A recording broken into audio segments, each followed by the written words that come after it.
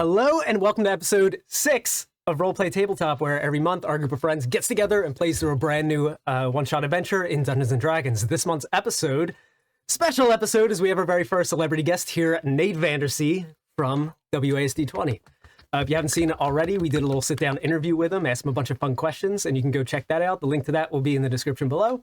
But right before we get started, just wanted to say that if you haven't already subscribed, we would sincerely appreciate it, as we want to make celebrity guests a regular thing, which we can't do until we start generating some kind of income, and I don't just go broke. So if you would subscribe, that would genuinely help us so much. And if, one little fun thing, if we reach 1,000 subscribers by the time our next video airs, then 3 of our subscribers we will draw randomly, and they will get memorabilia from the actual show. So they will get like the physical location the final boss fight happens at, a mini of the final boss, the actual things that we use in the show. I thought that would be a cool way to reward you guys for supporting us. So if you choose to do that, we thank you so much. And if you choose not to, thanks just for being here. So with that, let's get started. In Roleplay Tabletop, episode 6, The Shepherd, the Wolf, and the Raven. In the world of Doorway, on the continent of Idris Falls, lies many facets of civilization. And arguably the most bustling hub is the town of Rabble Run, as it serves as the central pass-through between the rest of the realm and the capital city of Castelor. They don't really call it the Run for nothing, for people are always kind of passing through here, and it's even claimed that there are more people traveling through than there are people who actually regularly live here. The city has recently been rehabilitated since unknown kobold tunnels had collapsed several sections of the city, and several sinkholes had swallowed entire, even city blocks and everything whole. This brought folks from all across the realm to both restore the city through their hands, through trade, and through magical means. Though our adventurers are all uniquely in Rabble Run for their own reasons, one individual event kind of happens that sets much more of the town that had already just been recovering from this catastrophic event on further edge. The 4 of you and many other people throughout the town all see a dark flash and a pillar of dark shadow in the distant tree line and woods just outside of the city limits. Several minutes later, it's expunged by an equally large pillar of bright light that kind of dissipates it. This startled and set most of you on edge, especially since the majority of the people in the city didn't see it, didn't notice it. This is the equivalent of a volcano erupting, and you are freaking out, wondering, what is happening, what is going on? And a lot of people in the city didn't know what you were talking about. Stranger still, the land is growing noticeably darker. Some people are beginning to grow emotionally weak, showing signs of a particular being from the Shades Vale, which is the Shadowfell equivalent of the world of Doorway. And demonic creatures are beginning to appear from the distant tree line, off in the direction that you and the select few other people in the town had seen this pillar of shadow and bright light. Though still, the Rabble Run City Watch and many hired swords traveling in that direction can't seem to find anything. It isn't until this time that a lot of you notice that you've occasionally heard the squawk of a raven, slowly increasing in volume and occurrence, until it grows from the scant noise you aren't even sure that you had heard, to the resounding shriek that must be stopped before it drives you mad.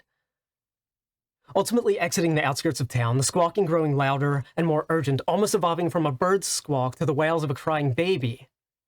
You venture into the nearby tree lines where the direction that dark flash the days before.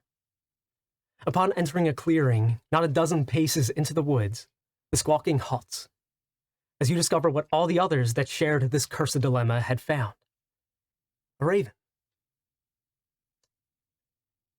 Unlike many of the others that had arrived here, very few answered the raven's call.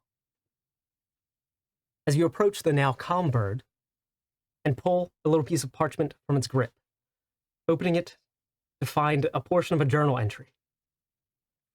You feel there's more to this piece of parchment than just the words on a piece of paper.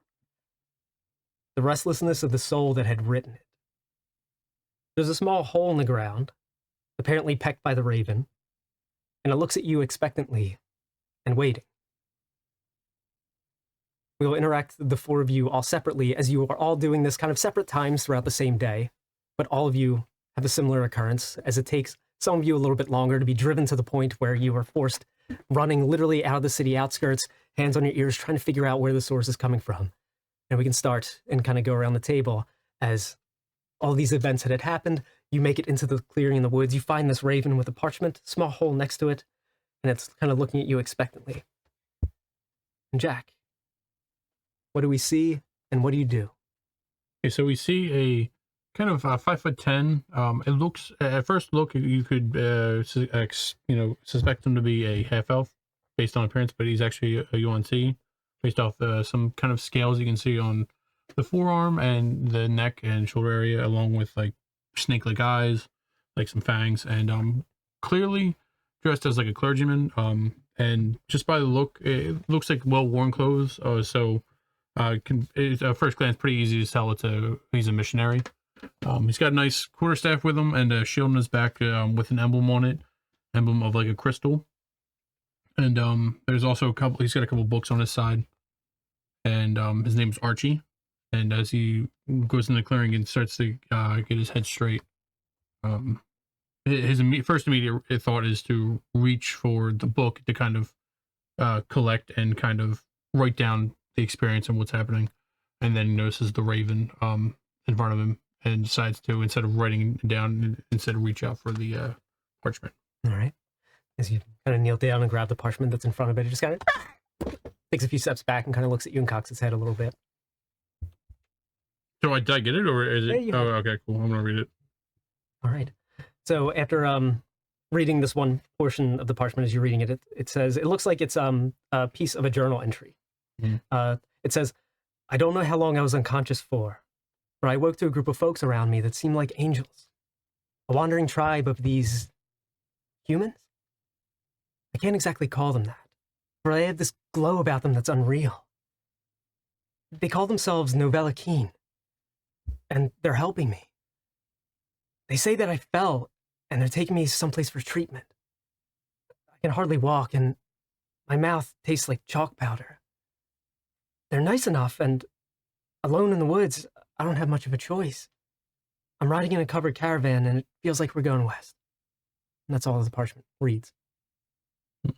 Okay. I'm going to attempt to just kind of copy it down into one of my books.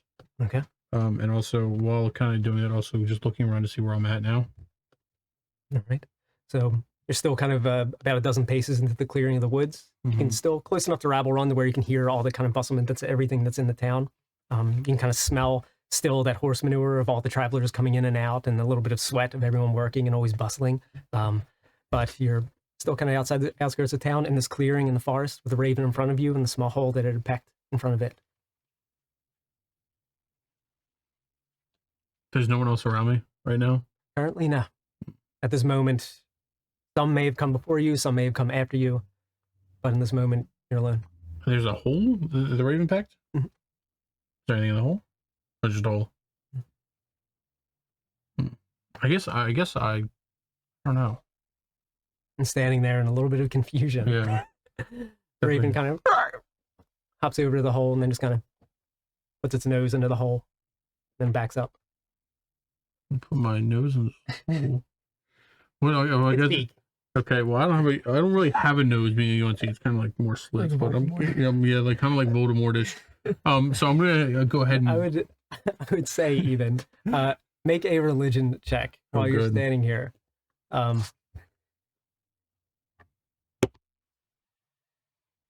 Oh, it's up at 18. Okay, all right. So with that, like I said earlier, what you had felt and what you had felt being compelled here, and what you had felt when you had seen this pillar, part of what kind of had scared you so much wasn't only that you had seen this event that had happened in the sky that nobody had seen, this kind of catastrophic environmental disaster that most people didn't react to. But what you had kind of felt on the inside, not only did you feel this kind of darkness pull from you, but you also felt this kind of light pull from you at the same time as the darkness, and then the light had come. And you kind of feel this similar kind of pull from the parchment that you're holding. And as you're holding it, and as you had read it, you can kind of feel, like as the raven had kind of, the feeling that you'd felt this restlessness to the parchment. So you feel this kind of restlessness that belongs to this kind of like spiritual energy that you feel coming from the parchment. And this parchment that you're holding doesn't even feel like regular paper or parchment, anything you could say. It kind of feels almost like it's kind of crossing the two realms between like life and death, kind of. Is there like a clear way to that tower? Like is there like a clear path kind of, or is it kind of through woods and stuff? No. It's just kind of the rest of the kind of wooded area, and it's way out in the distance. And the raven, looking at you, confused, puts its foot in the hole, and then pulls it back out, and then looks up at you. And moves down to the hole. I am going to touch the hole with my hand. I am terribly confused. Okay, so in doing that, the raven is now going to peck your hand as it starts to get agitated. Okay. And it rolled a 2, so it missed. I missed. All right. So in doing that, you kind of pull your hand down and just kind of flies up and then tries to kind of pull the parchment from your hand. Put the parchment in the paper in the hole. Okay. All right. I didn't realize I could roll it up. I forgot about that. All right. So in doing that, you're going to gain a point of inspiration. Oh, okay. And in probably doing deserve that, but that's okay. And in doing so, when you put it into the hole, you put a little bit of dirt onto it. You hear the squawk of the raven, and instinctively your ears kind of get pierced again as it immediately relates to when it was that kind of ear-piercing squawk. But it almost feels kind of comforting, and it almost kind of like fades a little bit. And then we'll cut back to you. Jane, similar circumstance. You, similar parchment. What do you do? Well, you see this big hairy bugbear with a peg for a leg, named Breton the Rat Jones. He's just a little pirate, and he's a swashbuckler rogue, and he sees the little hole. You have a little parchment in your hand. Eat the parchment. I'll read the parchment. Okay. All right, so reading it, it feels like it's a continued journal entry. It reads, "It feels like I haven't eaten in days. They say the medicines they used would likely make it so I couldn't keep anything down. I haven't slept either. It's so strange. My head must be in a fog. It feels as though we've been traveling for days." And that's it, that journal entry. Look at the bird. I go, "Arr!" It's being kind of startled by you. It takes a few steps back, flutters its wing, flies up onto a nearby kind of tree branch, almost kind of half hiding. Look at the hole. Put my peg leg in it. All right. Nothing happened. Nothing. Look back at the bird. Look back at the paper. I'm like, I don't know. Read it again. All right. Same words.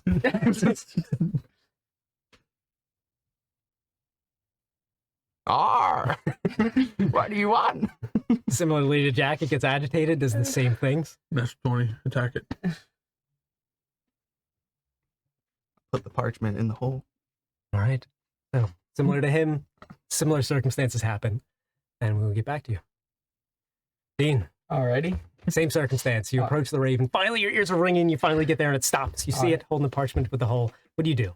All right. So Chester, he walks up obviously to the raven and takes the paper. Okay. He's just a human. He's very average looking. He's probably like, he's a bit on the older side. He's around 5'10". He has a pair of overalls on. He has a straw hat. He has a piece of straw in his mouth. And a hoe on his back. He's like, "You damn raven! Whoa, what do you want with me?" And with one of my Eldritch invocations, I speak with animals at will. I'm gonna try to speak. What do you say? You damn raven, what the hell would you want? What do you want with me? All right, in doing so, it responds kind of like this kind of muffled weird to where you're getting the feeling that this isn't just a regular animal raven. And it points its beak at the hole at some point.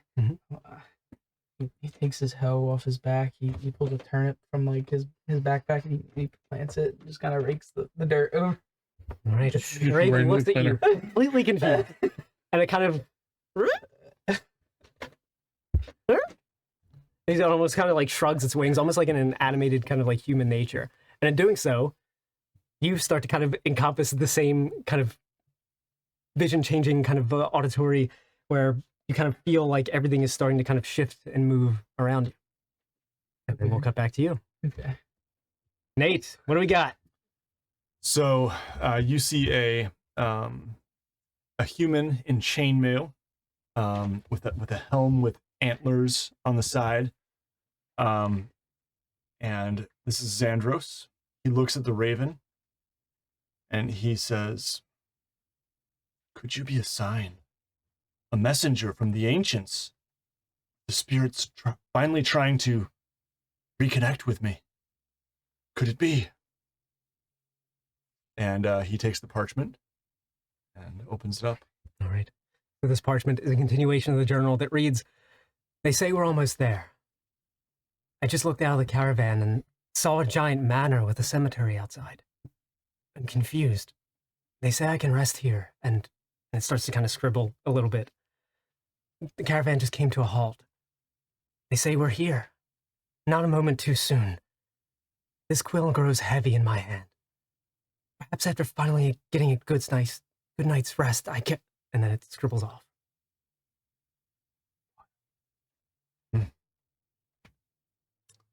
Confused. This doesn't seem like it has anything to do with the ancients, but it could be. "Spirit, speak," I say to the raven.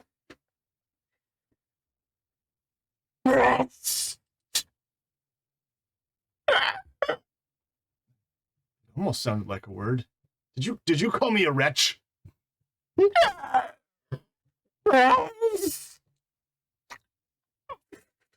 Flies up onto the tree branch. I don't know. I kind of roll up the parchment and stick it in a pocket, this little leather pouch that I have at my side. There's a hole in the ground again. That it had pecked. Mm-hmm. Super, super tiny. The best the raven could do. Mm-hmm. I say, perhaps it is a portal. The spirits are trying to reconnect with me, and I have to enter the portal. Xandros is not very bright. He shoves his face into the hole. Okay. All right. So in doing so, Spirits, I'm coming! in doing that, as you're kind of doing that, you can kind of feel that, similar to how the rest of them were, and several other townsfolk that couldn't answer the call when they had come. They came, they met the raven, they didn't answer.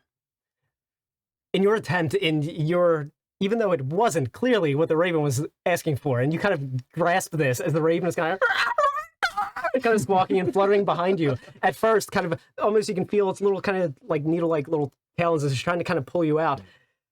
And instead, you kind of feel this kind of moment of realization that's kind of, your heart was in it, so much so, to where you eventually feel that, similar to him burning the turnip and how it, clearly the raven didn't see this as what it wanted, it did realize that it still answered the call in your own way.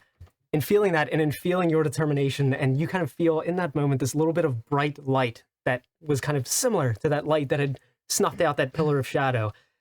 And you kind of feel that suffusing you a little bit, and you feel it almost invigorated by the raven as you feel a push way stronger than a raven could feel. And it just almost digs into your back so much as it pushes you through, and you push through the soil almost in the same way that you would if you were shoving your face through just mud or water.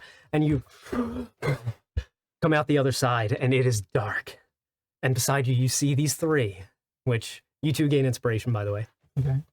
Shane, go fuck yourself. You didn't do it right. And in doing so, the four of you, in answering the call, even if so not literally the way that it had asked, you did from what you believed was answering this call.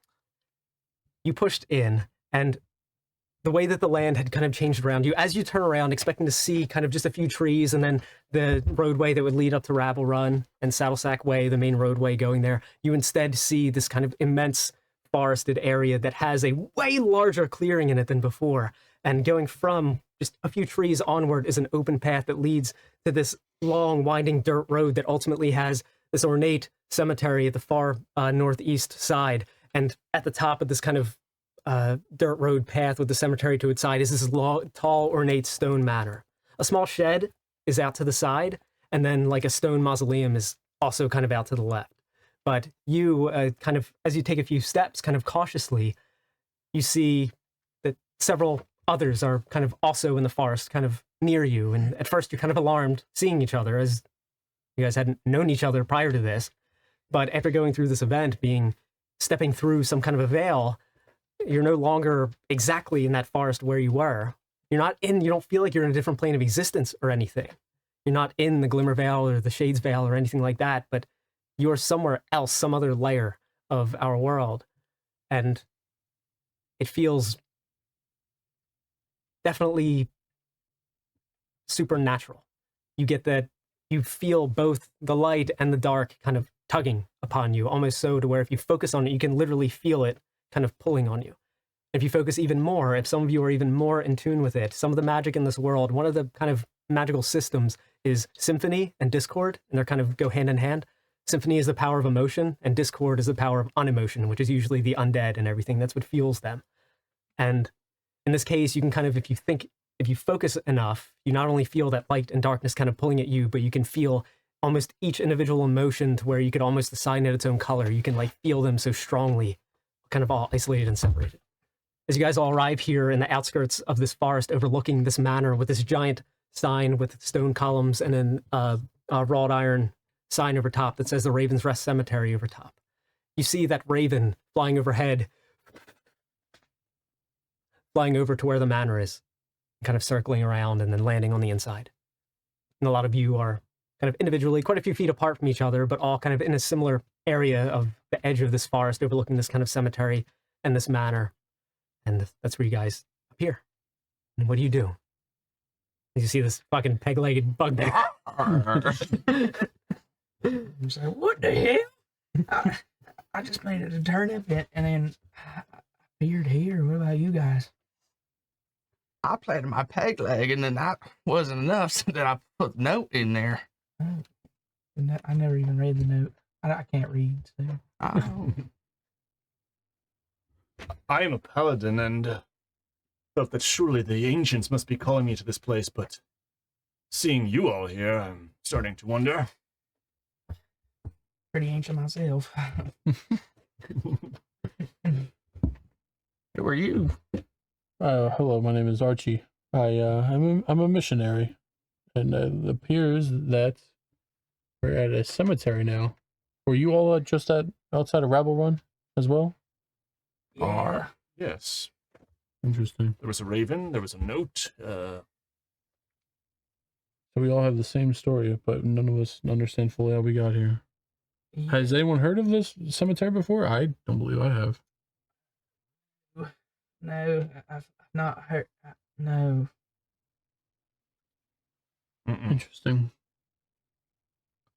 So do we see any ravens? Are they here? Ravens in general, no. You saw that one that had flown off and kind of went into the manor. I guess we can find out who owns this estate and caretakes the cemetery. Yeah, my hoe keeps talking to me, and I just want to go away, so I was just Your hoe searching. talks to you? Yeah, it's weird. It's like I just feel connected with my hoe lately, and my turnips have been turning purple and shit. So. He's a pant. Purple? What color are turnips? Are they red? People often become connected to their hoes. Yeah, and my turnips have been turning purple, and it's kind of messing with my like very scary purple, kind of like this place. So I just came to this raven to see if it would be able to explain why my turnips are turning purple. But it is stupid and didn't talk to me. That's all I know. Magic turnips, interesting. Yeah, I've been eating them and they make me feel weird. Real weird. Horny. It's just like munching on it. Like a backpack full of them. All right, so as you guys are kind of outside of this wood line, you kind of realize that you guys aren't like out to hurt each other or anything like that. Yeah. And you have the cemetery overlooked by this big manor with a shed and a mausoleum outside with a long stone path that just kind of has like almost like a dead grass, kind of like grass that looks like it hasn't like got too much sun, not watered enough, that kind of spans each side of the kind of winding dirt road that kind of works its way kind of upward. And again, the cemetery is kind of to the northeast. The manor is kind of at the center of where this path ends, and you have a shed and a mausoleum next to it. And you guys are probably a couple hundred feet away from it at the kind of this tree line. Well, And the whole place almost has like a faint little fog to it, like how it's like almost kind of like you're looking through kind of like a fogged lens. Not so much to where your vision is like incredibly impaired, but enough to where it feels like it's almost like half dream, kind of like the way it looks. well, I guess let's go into the manor. What if we check the shed first? It might give us some clue about who lives in the manor. That's a great idea. That's a great Really? idea. Yeah. Might be some farming tools in there. I could use for a new one. This one keeps talking to me. Might have a way to peel your turnips. Yeah, it keeps telling me to like feed the masses with my turnips, and that makes me a little scared to do that. Ooh. All right, so what do you guys want to do? I want to go to the shed. Sure. Let's go to the fucking shed. All right. So as you guys exit the edge of the forest, and you walk along the kind of dirt path, it's wide enough to where the four of you could walk abreast, no problem. As you're walking up, you do kind of again, kind of you're feeling this kind of like spiritual kind of like you feel like if you ever question whether the soul exists or not, this kind of makes you go, "Yep, yeah, it's real. It's definitely real," because there is something going on here. As you're walking closer and closer to the manor, the antithesis to the feeling that you had felt when you had seen that dark pillar shoot up into the air, you feel a stronger connection to that white pillar that had extinguished it the closer that you get to the manor. As you approach going up the stone, the dirt road path, the shed is on your left. It's a stone with a wood shingle roof. It's about like 20 feet by 20 feet. It appears like everything else here, as you kind of got closer to the structures here, as it looks like it was actually really well kept and really maintained, this whole property. But it still looks like it was really old and ancient, but very well kept. But oddly enough, it almost looks kind of weathered at the same time in a way that kind of doesn't make sense. To where it looks like, okay, yeah, this is really old, but it looks like it was kept really, really well. Yet it's somehow still, if you like the corner of your eye, it kind of looks like it's really weathered, but when you look at it really closely, it looks like it's a solid polished stone. But the corner of your eye, it almost looks kind of cracked and weathered, and it's kind of this odd, like, it's kind of similar to this whole place. It's kind of things that don't make sense, and the more you focus, the less sense they make. It has a wooden door that looks like it's kind of ornate and pretty solid, and it has a small padlock on it that's closed. Padlock. You say. Ooh. I'll pick it. Do you Okay. think it's wise That's our- to pick someone else's shed? Why are we checking the shed? I love the indie logic. It's just like, oh, a lock, you say. I'm going to pick it. This man seems to be a pirate, so I think he likes things. Dar. Do you have, Well, do you we're not going to be Right. stealing anything. Or Hold on maybe there. maybe borrowing it. And also a question is, are you guys being kind of stealthy as you're doing this? I mean, you're in an No. open dirt. There's nowhere to really No. hide here. Are you looking nonchalant? Are you kind of nonchalant, yeah, like just like, confused? Kind of just waddling John under the just pulls shed. out a pipe and is just kind of, kind of acting like he's loitering a little. all right. What Are you- type of You picking a It's going to lock? be a dexterity check. A dexterity. And if you are check? proficient with your thieves' tools and you have them, then you add your proficiency bonus. I am. He has expertise, so you can. And you add expertise. So what does that mean? You can add twice your proficiency bonus. Of my dexterity. Proficiency. It's next to 3, so you get plus 6. 3. Yeah, so you Oh, can okay. add plus 6. If he really starts to rob this, I'm gonna try to It's like do kinda like cocked. give like some incense. Like, oh my god. Roll it again. Just Well. reroll it. That's fine. First roll. Natural 20. All downhill from here, boy. His dice are rigged. Shane- I'm convinced. natural Yeah, 20 Shane does roll. roll high like a lot. Well, he also rolls. What? He Yeah. has to roll a lot of ones. All right. I do. So throw us All off right. the track. So the natural 20 as you walk up to it with your peg leg.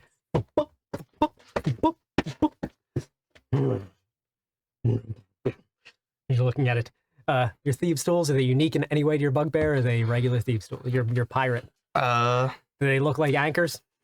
Something. He pulls out a- he They pulls out a look hook like hand. a whole bunch of little hooks. Okay. But you have two hands, right? It's just the peg Yeah, leg? yeah, yeah. I have two hands. They're It's mini just- mini hooks. Yeah. All right. And It's an aesthetic. as you tinker with it a little bit, in a similar way, at first, it looks like this thing is rock solid. But one of them, in being kind of curious, one of them kind of looks away just a little bit, and now the corner of their eye, it looked a little more fragile. And as they do that, it just kind of all of a sudden gets way easier and just unlocks. You're able to pull it, and the door just opens right up. It has that shed smell. If you know it, you know it. It's kind of musty lawn equipment smell that is just A little bit of oil. Yep, yeah, somehow. The oil in here. Inside, you see a bunch of lawn equipment. You see shovels, picks. You see a sledgehammer, a hoe, a rake. You can have hoes now. Oh. As well as basic carpenter tools. There's a hammer, a handsaw, boxed end wrenches, pliers, a level, and then there are sacks and crates. I go over and I look in the sacks and crates. All right. So as you're doing that, I'm going to say make an investigation check.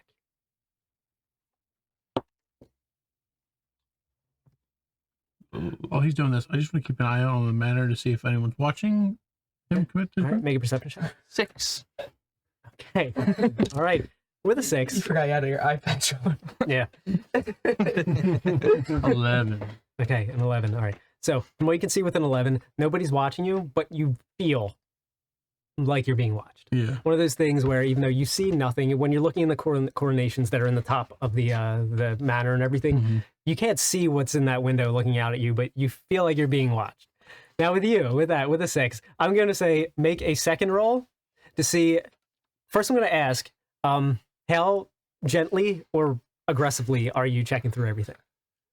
I'm not trying to destroy this stuff, but I don't really care about it if it's not valuable. All right. So our peg-legged bugbear is not being careful. Okay, so I'm going to say with that, make a dexterity save. On top of another dice. It's Yeah, landed I got it. perfectly, though. It did. I mean, your It- dexterity that is probably good. pretty good. Dexterity. Save. Is it in my... It's in its own thing. Save. Oh, it's on. It's like on Yeah. +5. 12. All right. So in doing that, That's as you're kind of moving everything, as you kind of shift the one sack out of the way, because you open up 2 crates, there was nothing in there but lawn equipment, you're starting to get a little more... As you kind of pull on the sack, it's way lighter than you thought it was. And as you do that, you kind of take one unintentional step and your peg leg falls through kind of this thin wooden platform that was underneath the soil of the ground that was kind of covered, that kind of hid something. In doing so, you take 7 bludgeoning damage. Broke your that's peg bad. leg. Well, probably about 2 feet in, and you're trying to catch yourself. You kind of awkwardly fall, and you get a little bruised up. But in doing so, you find a hidden hatch in a compartment that was underneath of all this stuff. Birdie! Found some booty. Are you okay? It's Birdie! Oh, it's my booty. All right, yeah. I mean, I think it belongs to whoever owns the manor, but I don't think this pirate cares. Yeah. That's a secret to get around anything about stealing stuff. Just be a pirate. Hey, I'm a pirate. What I find. All right. I'm gonna say make one more investigation check to see what you accidentally destroyed and what you're able to salvage and find. He's getting serious now. No more interference. These are good No more booty. dice interference. 17. Okay. All right. So with the 17, you were able to find you did break one vial. It looked like there were a few vials here that had some liquids in there. This one had this sticky purple ichor that almost had like little chunks of almost looked like larva in it. Is that on my But it looked like it was more tissue than anything. As you would step on it and it broke, it kind of scattered everywhere. It's kind of sticky underneath your peg leg that just kind of few steps that you take. But you do find another potion that has this kind of is in this kind of like twisted glass of the vial that goes to this kind of like black stopper, and it has this kind of misty black. Depending on how you shake it, it'll almost like kind of turn liquid. But then if you let it set, it kind of turns into this like kind of black shadow. And then you also find this band that looks like it would fit on a wrist, but it has all these spikes that instead of sticking out, they're sticking in. And then you also find a really crazy ass looking like demonic dagger. And you were wondering where the hell did who What put the this fuck? here? Or maybe you're thinking, this is all mine. I show them the potion. I'm like, oh, yeah. Oh, y'all know what this is? I can take a look y'all at guys it. know what it is? I don't think I'm proficient with like alchemy or anything, but I can't tell what kind of like magical properties it might have, or if You it's could- magical at all. You could, for the sake of this, since it's like in one shots, I like to try and make things a little more Mhm. streamlined and everything. You can make an Arcana check. 20 dirty. All right. So with that, you're able to identify, after a few minutes of this, you're able to identify that this is a potion of liquid shadow. And in doing so, you get advantage on stealth checks for an hour. Interesting. Put it. And then I don't really want to fuck with this little arm thing. So The band. Oh,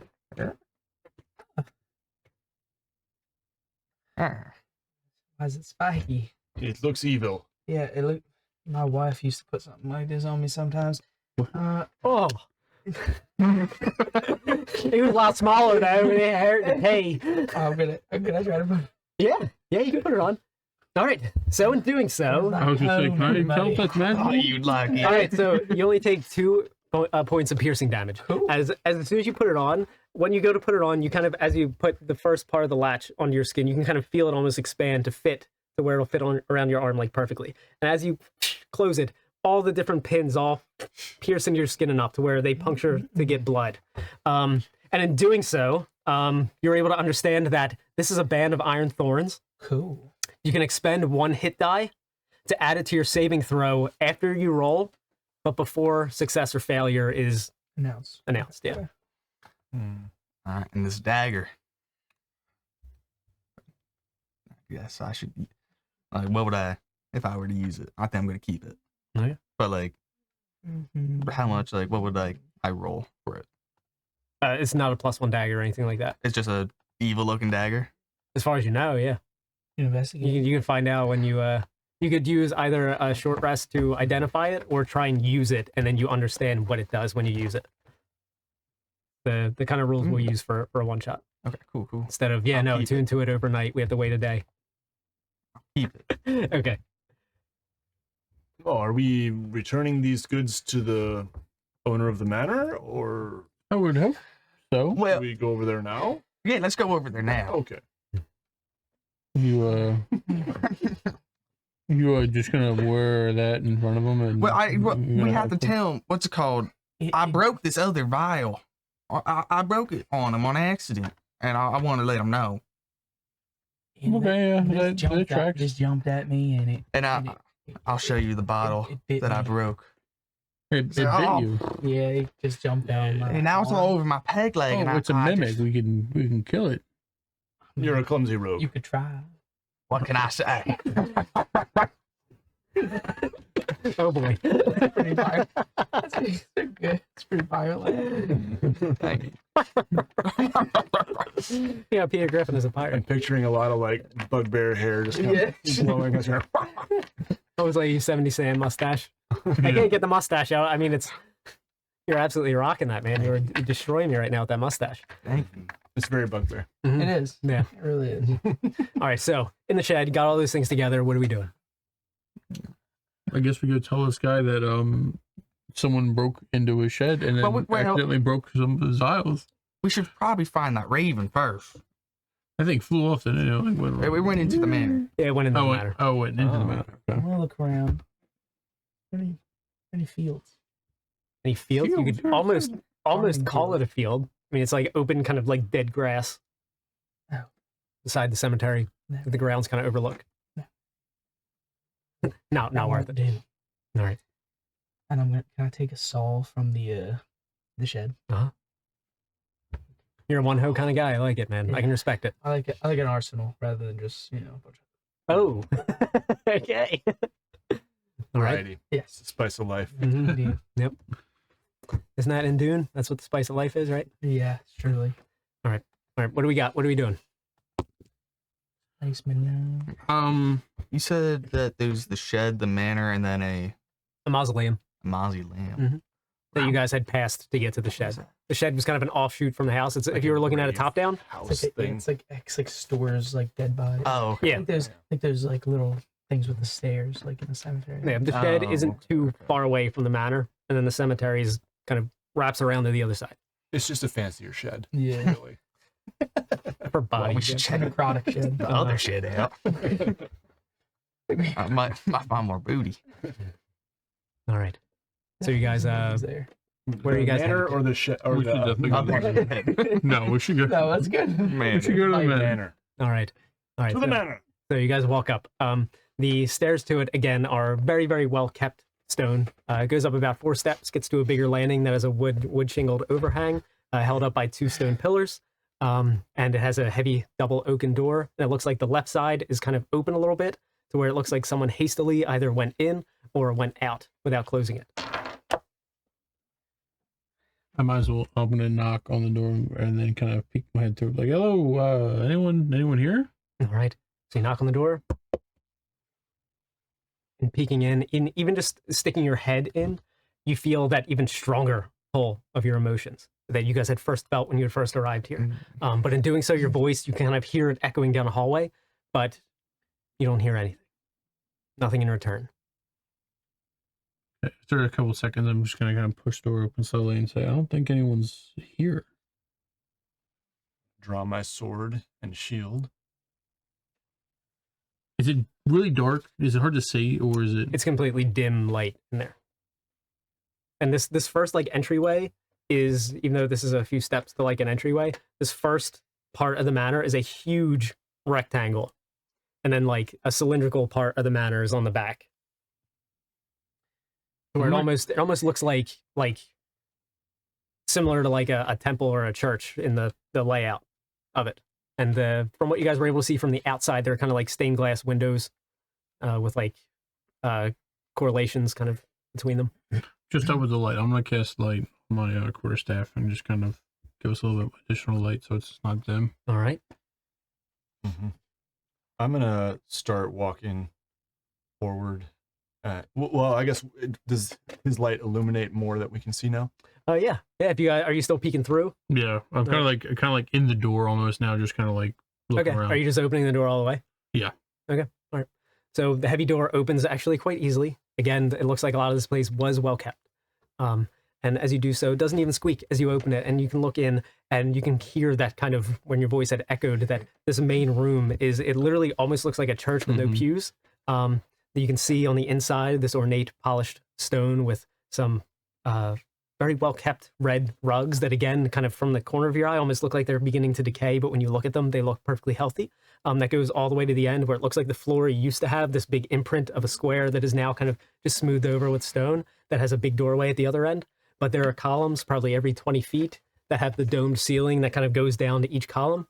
And looking up at the ceiling, you can see that there are some paintings of like different kind of sunrises, and it looks like maybe like a tide of like kind of light pushing away like another tide of darkness, and all these kind of different portrayals of that kind of like theme painted upon the ceiling. There are big stained glass windows that are kind of arched on the top on either side that are depicting, it looks like different kind of civilizations in different like periods of time. And none of them you guys are really able to identify from here just looking at it. But this almost feels like you walked into a church with no pews. Doesn't feel so much like you walked into a house. Okay, after getting lost in like looking at all the paintings and the everything for a second, I'm just gonna call out again a little bit louder, like, "Hello, anyone here? We are friendly and we're just a little lost." Doing so, your voice kind of just echoes throughout the empty room, and that's it. I don't think anyone's here. Interesting. Looks well kept. Does it look like there's like a way the bird would have gone, like a? Through this way, no. It looked like you went through a second floor, like opening in one of the bigger spires. Well, I guess so. my hoe keeps telling me that we're invited in. It's talking me in. Yeah. I'll stealthily go in and just. Yeah. Are you going in by yourself? I'll be the first one in there. Yeah, you would probably find like Xandros like starting to walk forward, but then you sneak and maybe like, I'm loud. I'm wearing chainmail, and I'm like, okay, I'm gonna let him go. Okay. All right. So in doing so, as soon as he does enter, you can kind of see the little bit of light that you had and the little bit of natural light that kind of passed through the stained glass windows begin to kind of flicker just a little bit. And it almost feels like it doesn't literally do this, but you kind of like feel it on the inside, almost like you just kind of like swapped like a full 180 upside down and then back right up again.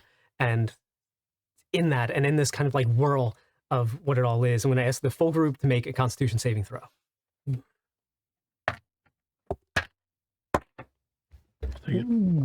21. 12. 15.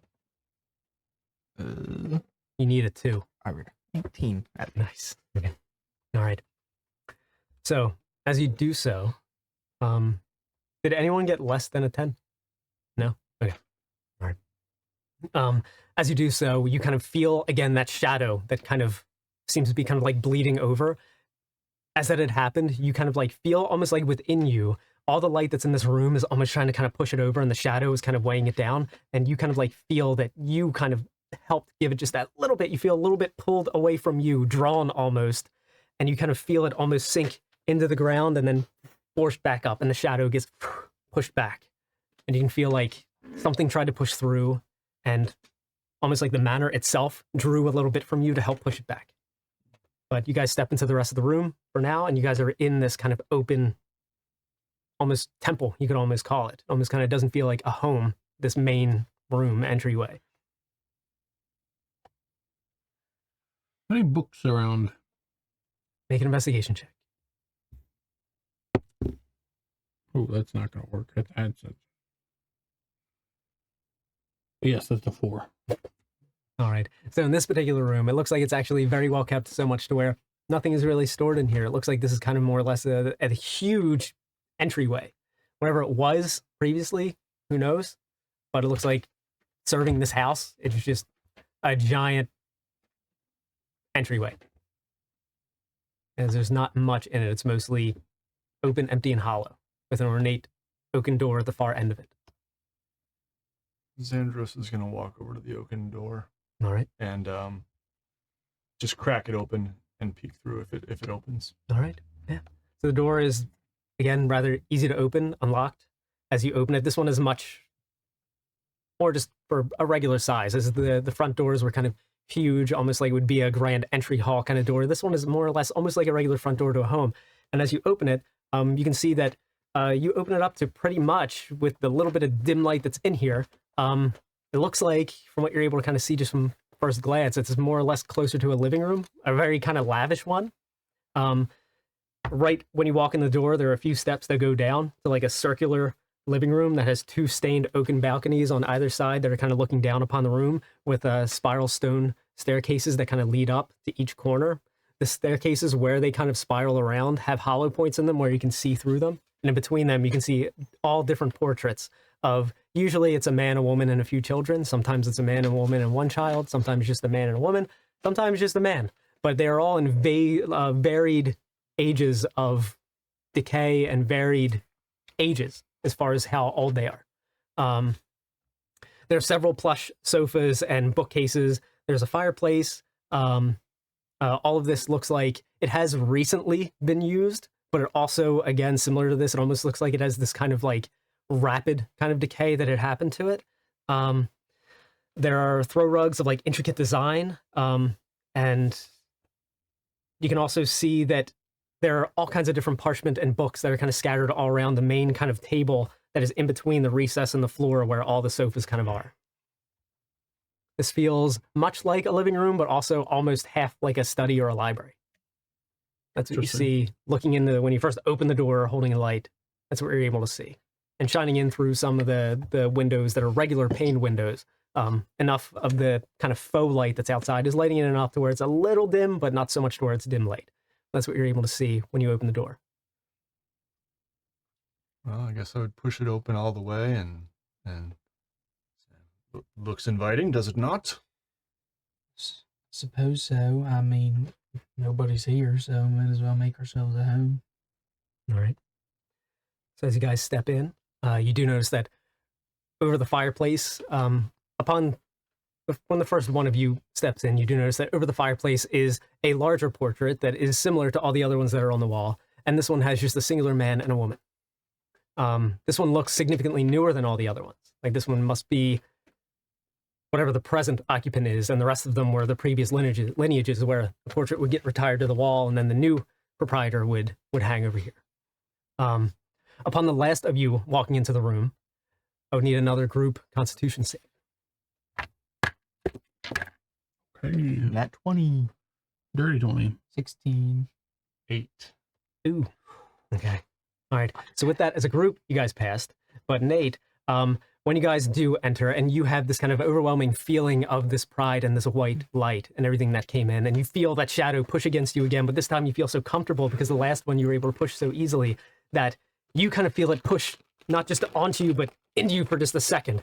And it does get pulled away, but not by you pushing it off. The rest of them kind of carry the weight to push the shadow off. And you gain 1 shadow token.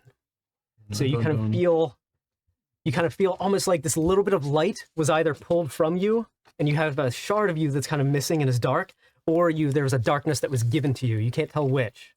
But you now have a shadow token, which with the handout, you're able to, it's a detriment. Everything does 1 more damage to you now. But you can also roll a d6 as an action and potentially use a shadow ability at the cost of, if you don't roll high enough, you gain another shadow token and you lose the action. But other than that, you guys are able to kind of push off that shadow that's trying to kind of push back onto you guys. And in doing that, you kind of hear from the cemetery outside just as that had happened, and almost like this kind of wailing scream that kind of not only emanated from the cemetery, but in doing so, it almost felt like it erupted from the whole ground beneath you as well.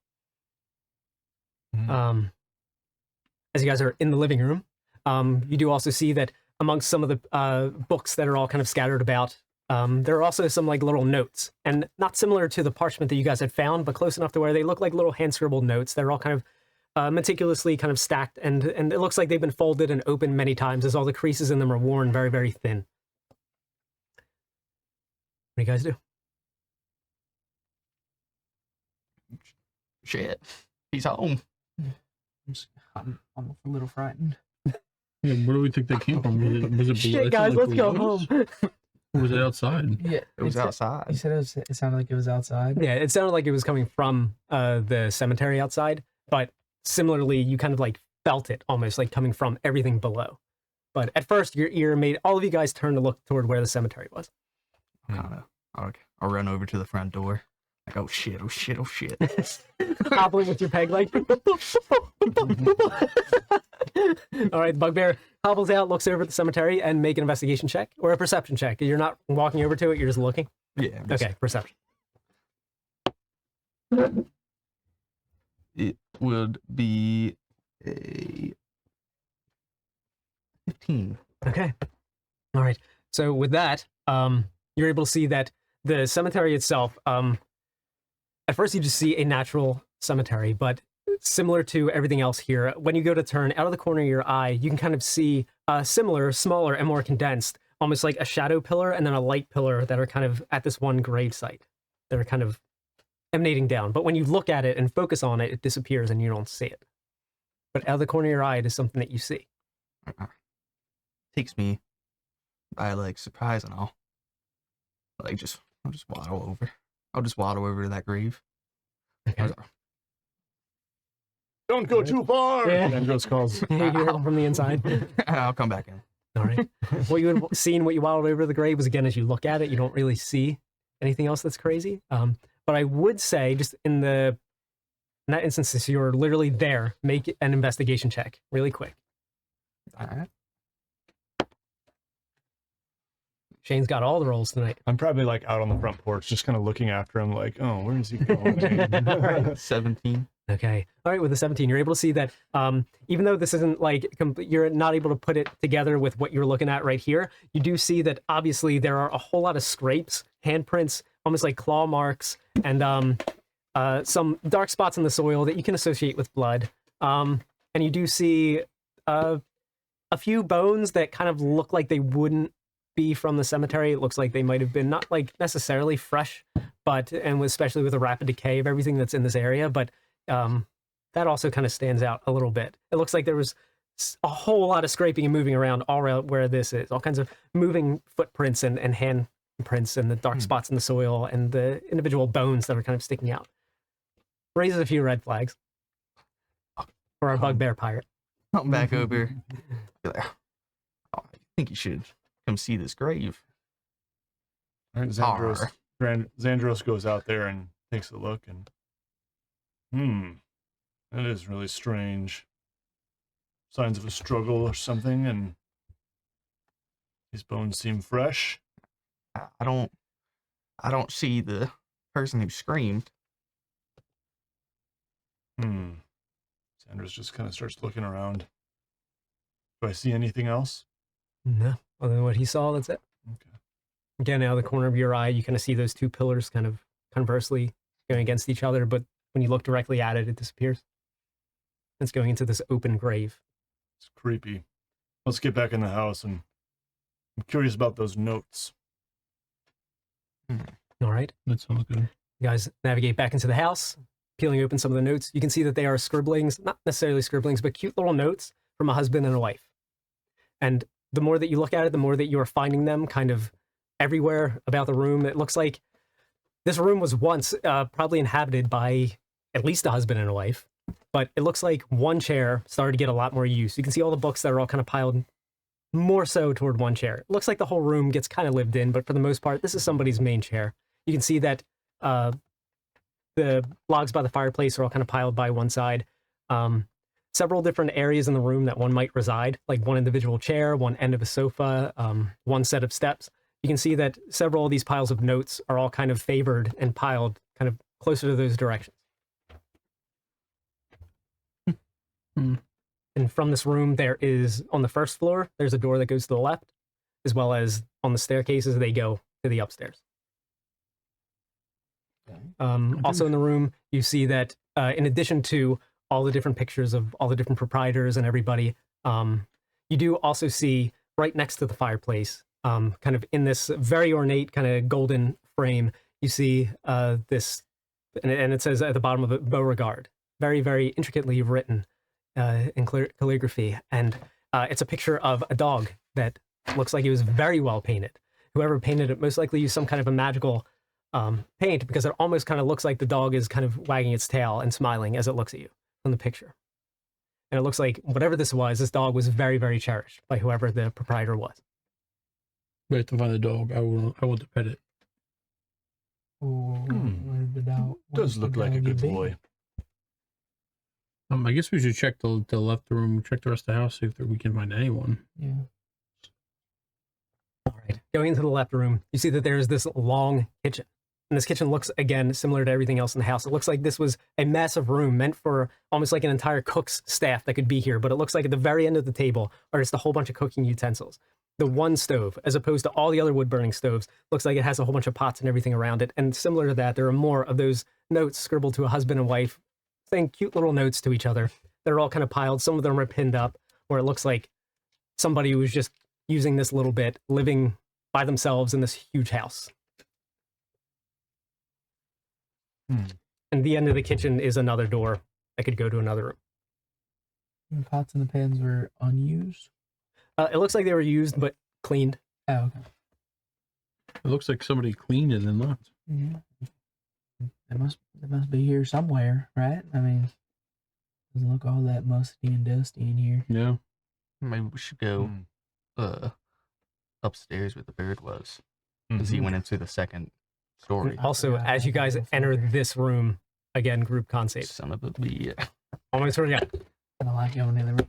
Well, I think I'm gonna go outside. 15. 15, I think. 37, 52. Okay. All right, so you guys are good. That one was barely enough. All right. So again, similar, you feel this darkness pushing, you feel this light that draws just a little bit from all of you. You can kind of feel the symptomatic energy that's inside of you guys, all of your emotions. You can almost kind of, as that in that moment happens, you can see anger, happiness, despair. You can see all your like emotions laid out in front of you and almost like being pulled out individually and used to help push this darkness away that's pushing onto you. You're able to push it away again. You guys navigate through the kitchen and open the door. And in looking, you see, without stepping into the room, you can see that it's, it looks like it's a bit of a sewing room. There is like a bed set up in there because it looks like someone might have kind of treated this as a workroom and also kind of like a place to almost like their own little getaway. There are several bolts of cloth and wool. It looks like there are racks of them that were all kind of stacked up everywhere, a few books and everything, a drafting table. But the current work, it looks like that's on the loom, was unfinished. And it looks like it was a wool, it looks like it would have been a blue blanket. That looks like it was kind of half finished. Is there a name on the blanket? Like does it look like someone? You have to enter the room and look. Ah, yeah. I don't like Guys, I don't like entering all these rooms, honestly. these feelings I'm feeling. I'm gonna waddle my way back outside. Do it one more time. I'm gonna waddle my way back outside of that grave. Okay. And look at what the name on the grave was. All right. As he's navigating outside, what do you do? Get me out of here. Does anything happen when he goes back? Or okay. You want to push the button? I don't know if it's worth it to go into this room. It seems just to be someone studying. He goes through hell and it just says Steve. That's it. Should we go take another look at the grave? I think we need to go outside for a second. Figure out what it's about. All right. all right. So, in going to do that, as you navigate back, you go through the kitchen. Once you get into the living room, you hear from behind you. Drawing roaring through an old man's pocket. Oh shit. You turn around, and you can see that an elderly human who has a scraggly gray beard, kind of scraggly gray long hair that looks like it is just scraggly and old, but it looks like he kind of brushes it and kind of keeps it well enough for just a guy on his own. He's also dead. You can see that he's kind of transparent. It looks like he has a kind of simple armor. He has like a denim overall and a little bit of a linen shirt that's underneath of it. And his feet kind of fade away almost to nothingness, but you can tell he's probably wearing boots. Oh, cool. Can you understand us? I think Of I have a course I spell here. can. Where's the hairy one with the peg leg? He ran away. I think he went outside. Go look at some grave that was opened. Eager. Bring him. I'll call him. Are you the owner of this estate? I'm the proprietor, yes. Love the place. And you four were invited. Oh, very kind of you. Not very kind of you to steal and go through my thing. As you come walking through the door, he kind of eyes you. I tried to stop him. Booty right. Sorry. Though even I didn't know they were there.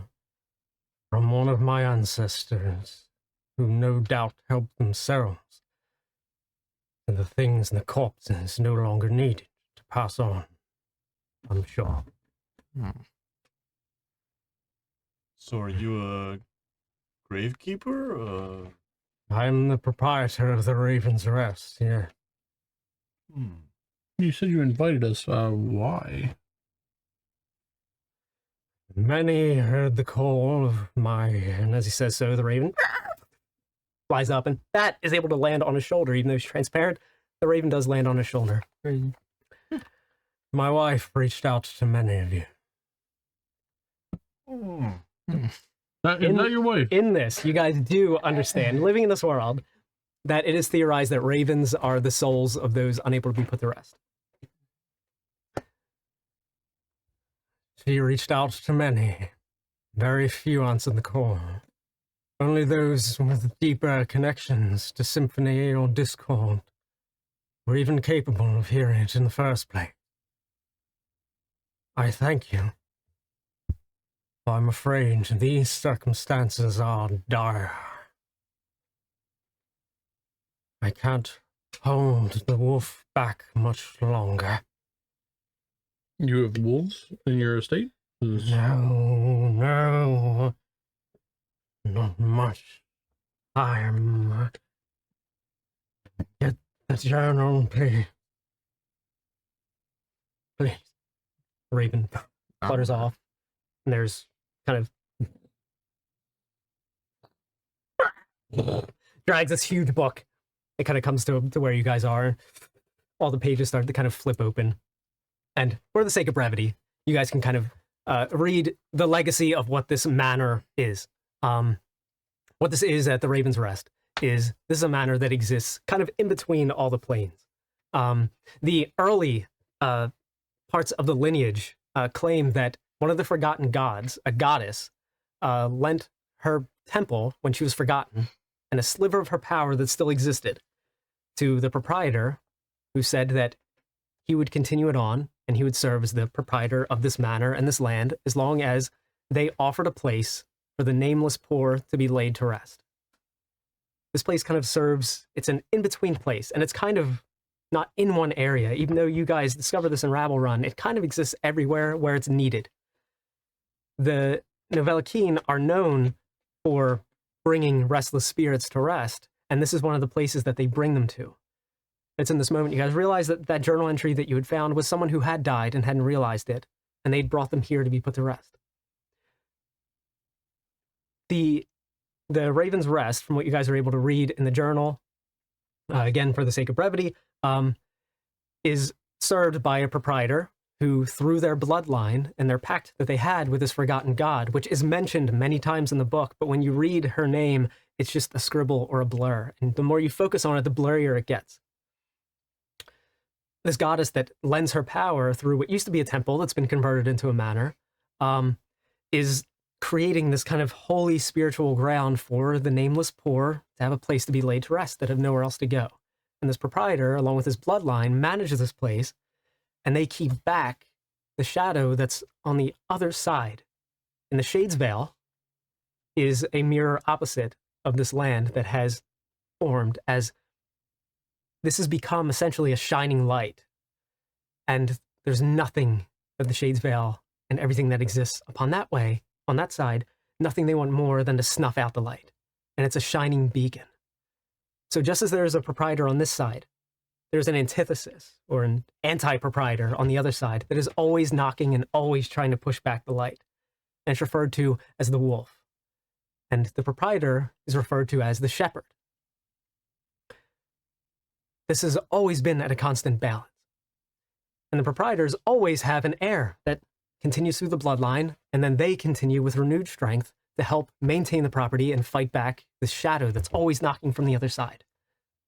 But in all the lineages that are in the books, you can see that this proprietor and his wife never produced an heir. And that's where kind of the end of that book is, and the proprietor kind of continues. You see that his name on there is Declan Shepherd. My wife and I were unable to produce a child, unfortunately. And I thought in my old age I could continue to keep the Raven's Rest open for as long as I could. But my own bones grew weak, and the wolf is always knocking. And the Novelakeen came with this poor unfortunate soul. When they dug in the grave for the body to be placed. And what you guys understood from the book was that when anyone is buried on this property, their body passes through to the Shades Veil as a toll, and their soul continues on to the afterlife. When they dug the grave, I couldn't hold him back, and it ripped open. There was so much chaos in such a little time. All that I could do was sacrifice my body and use his power. He says her name, but you don't hear it from the forgotten goddess. Siphoning it from her to help keep my finger in the dam long enough for those able to answer the call to come, to go into the Shades Vale, and to kill the wolf. Should I die before him? Should my spirit die for his? He will push through, and his manor shall enter our room and shift everything into darkness. It was selfish of me to think that I could continue on this long. One more soul, I'd been saying. I'm so sorry that I must ask too much of you. Won't you please help lay this old man's soul to rest? Well, if your damn raven stops yapping in my ear and my turnips stop turning purple, then I'd be happy to help. I know nothing of purple turnips. I apologize. Yeah, I don't know. My hoe is talking to me and shit. Crazy. Perhaps answers could be found in the Shades Vale. Yeah, he keeps telling me about this, so I just came here. I beg, the discord is strong on that side. Do not be easily tempted. I'll try. Night. I may be able to accompany you. I can't hold this form for much longer. As all of my energy, and all of her energy, is maintained on keeping my body strong enough to plug the hole, long enough for you to do the deed on the other side. And as he says that, you hear from the grave outside. But I ask one more thing of you. He looks to the raven. This raven appeared to me on the day that my wife died. 6 months after we had resorted to even visiting a hag to try to barter the gift of childbirth. She grew ill and passed away. The hag had said that we were not to speak, that she would listen to our hearts. But what the heart desires often gets lost by the time it reaches the lips. She had us ask for our gift individually. I know that I love my wife more than anything, but she knew that my duty was first to this manor and laying all those poor souls to rest. I asked for a child. I know she wanted one more than anything, but I do fear that she asked for an end to this manor. It appears that only one of us will get our wish. But on the day that she died and I laid her in that mausoleum, this raven appeared to me. We loved each other incredibly, though my work consumed me. One of us could never sleep without being next to the other. Her body too passed into the Shades Vale. I ask too much of you, but I must ask, could you please lay me to rest next to her on the other side? She won't be in our stone coffin. Nothing but a skeleton by now. I fear I won't be able to go to rest unless I say goodbye to her one last time.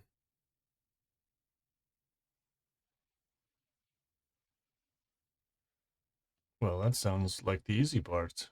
The wolf. A little scary. I'm so sorry for this burden I've placed upon you. I cannot survive in the tripped in the Shades Vale. But I could perhaps enter an object. I'm sure will protect me enough to support the journey. If you want to enter my hoe, maybe you can quiet the voice that keeps talking to me. I fear I'm not strong enough. Damn. It may consume me. There is just an little like brass urn that I could enter that object. I can communicate, though little, with whoever owns it. I fear I can only leave it one more time, as even maintaining this form here is difficult. It took me an age to form.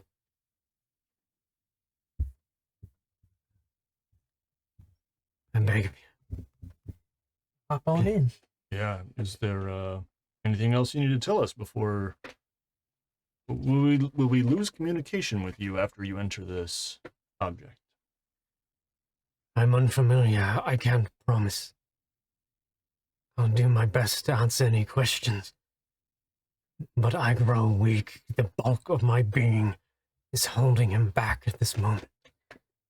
And so to get there, we have to go in a grave or something? Like the rest of the dead bodies? There's a portal, you said, You right? must be buried in a grave. Okay. You will rise on the other side. What awaits there, I do not know.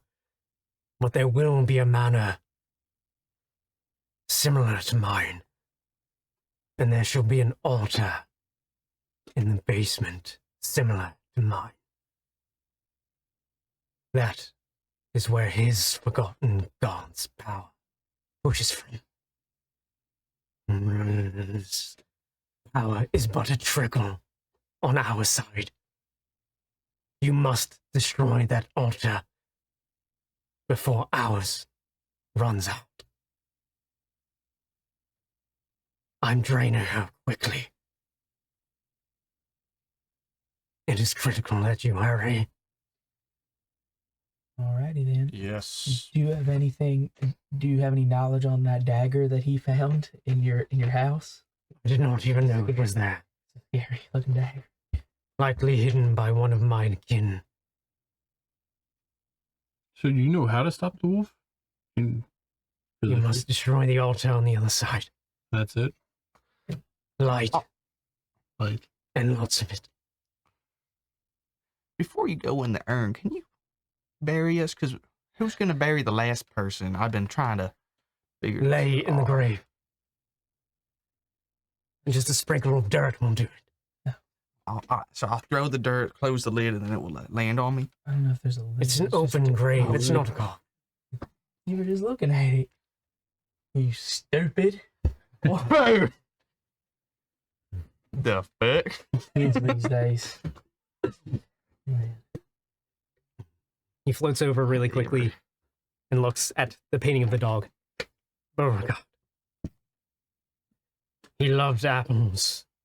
And he loved peeing on all the graves. Truly man's best friend. is it how we summon him with apples and I feel on the graves? You got me? He floats over, growing a little bit thinner. Real weak. Please. All right, get inside the urn. Yeah, right. Goes inside of the urn. Whoever holds it can kind of feel his presence in Just there. holding it. The raven kind of flies over, lands on the shoulder of whoever decides to grab it. Any volunteers? Any volunteer? His wife's kind of annoying, guys. I'll be honest. She keeps squawking in my ear. I volunteer Archie. I accept it because I should probably do that anyway because I am the man of God. So yes. All right. Right. So you take it, you can feel his presence. I'll add 1 urn of person into my inventory. All right. All right. So with that, you guys navigate out to the graveyard. You go to the open grave where that kind of white and black kind of pushing is. You can feel even closer. You can feel this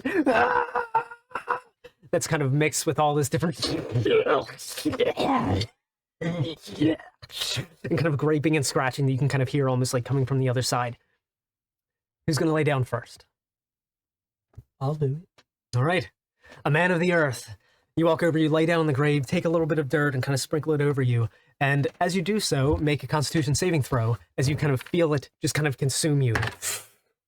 19. All right. All right. So with that, you do not gain a shadow token. You rise up. You feel at first you're falling backwards until ultimately you're falling forward and you sit up in the grave. You kind of have a lot more dirt on you than the little bit that you would put on you. And beside you, you can see that there are many kind of open graves and this kind of foggy, dark kind of atmosphere that's all around. Who's next? I'll go. All right. Make a constitution save. 6. Okay. So with that, you take 11 necrotic damage. Did we see him?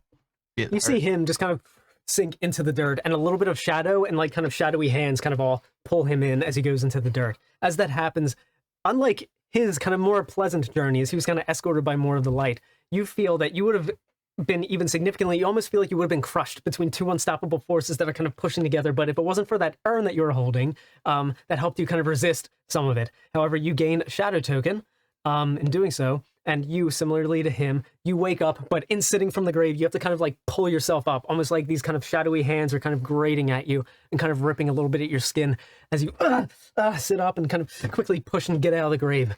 Is this a spell? No. No. Who's doing it? I will. All right, Nate, make a roll.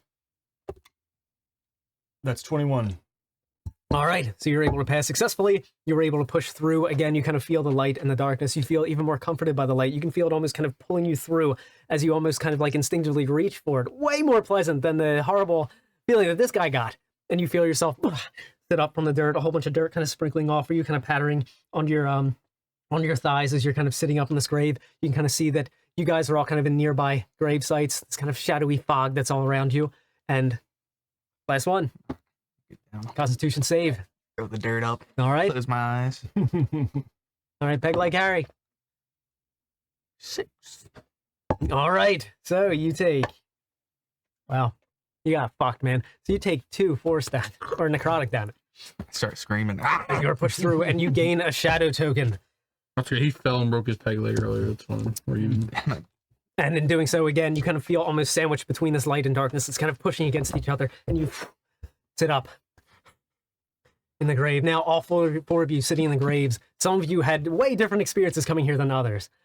Those two like kind of pushed through these shadowy hands that were kind of grappling them, almost felt sandwiched between 2 unstoppable forces of light and dark that were pushing. But ultimately, you sit up from the grave, and you guys are all kind of sitting in this kind of like waist-high grave. Some of you can climb out, and it's a very, very kind of foggy, misty kind of atmosphere. You see several more gravestones. You see some kind of natural flowers that you haven't seen in the natural world before. Some of them look like they're kind of clawed, almost like the roots are kind of like hands that are kind of holding these kind of like pus-filled looking little kind of like balls that are on there. Another flower kind of looks like it's this kind of black twisted, almost looks like wrought iron, how it would be. And it kind of leads to these white little puff balls that are on there. And it almost looks like it's kind of like drawing the darkness into them. You also, all of you hear very clearly, way further down the other side of the graveyard, you can hear all kinds of this horde of just kind of meat sliding on top of itself and all kinds of hands clawing, like kind of slobbering. And you can also hear from that distance, harder, come on, break through. And you guys kind of wake up hearing that in the distance. The manor is to the north. You're kind of hearing this from the southwest, southeast from where you guys are. As you're kind of sitting up there in the grave, you can also kind of hear like a dragging, just kind of like from a little bit in the distance, kind of in the fog, kind of see a little bit of a silhouette of this kind of tiny hunchback creature carrying something on its back that's kind of dragging its feet. And you kind of see that a little bit in the distance between yourselves and the manor. Otherwise, you guys are all sitting up in your graves. You can climb out if you want. What do you guys want to do?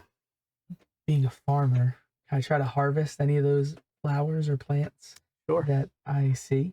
All right. So I would say first, make a nature check. See if you can identify any of them. If you make an Arcana check, it would be a lower DC. Then I'll just make an Arcana check. A farmer who's bad at nature, what? 18. Okay.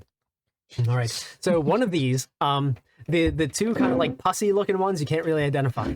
But the one that you can see, the one that you can identify is one that's at least kind of in being a farmer, a man of the land.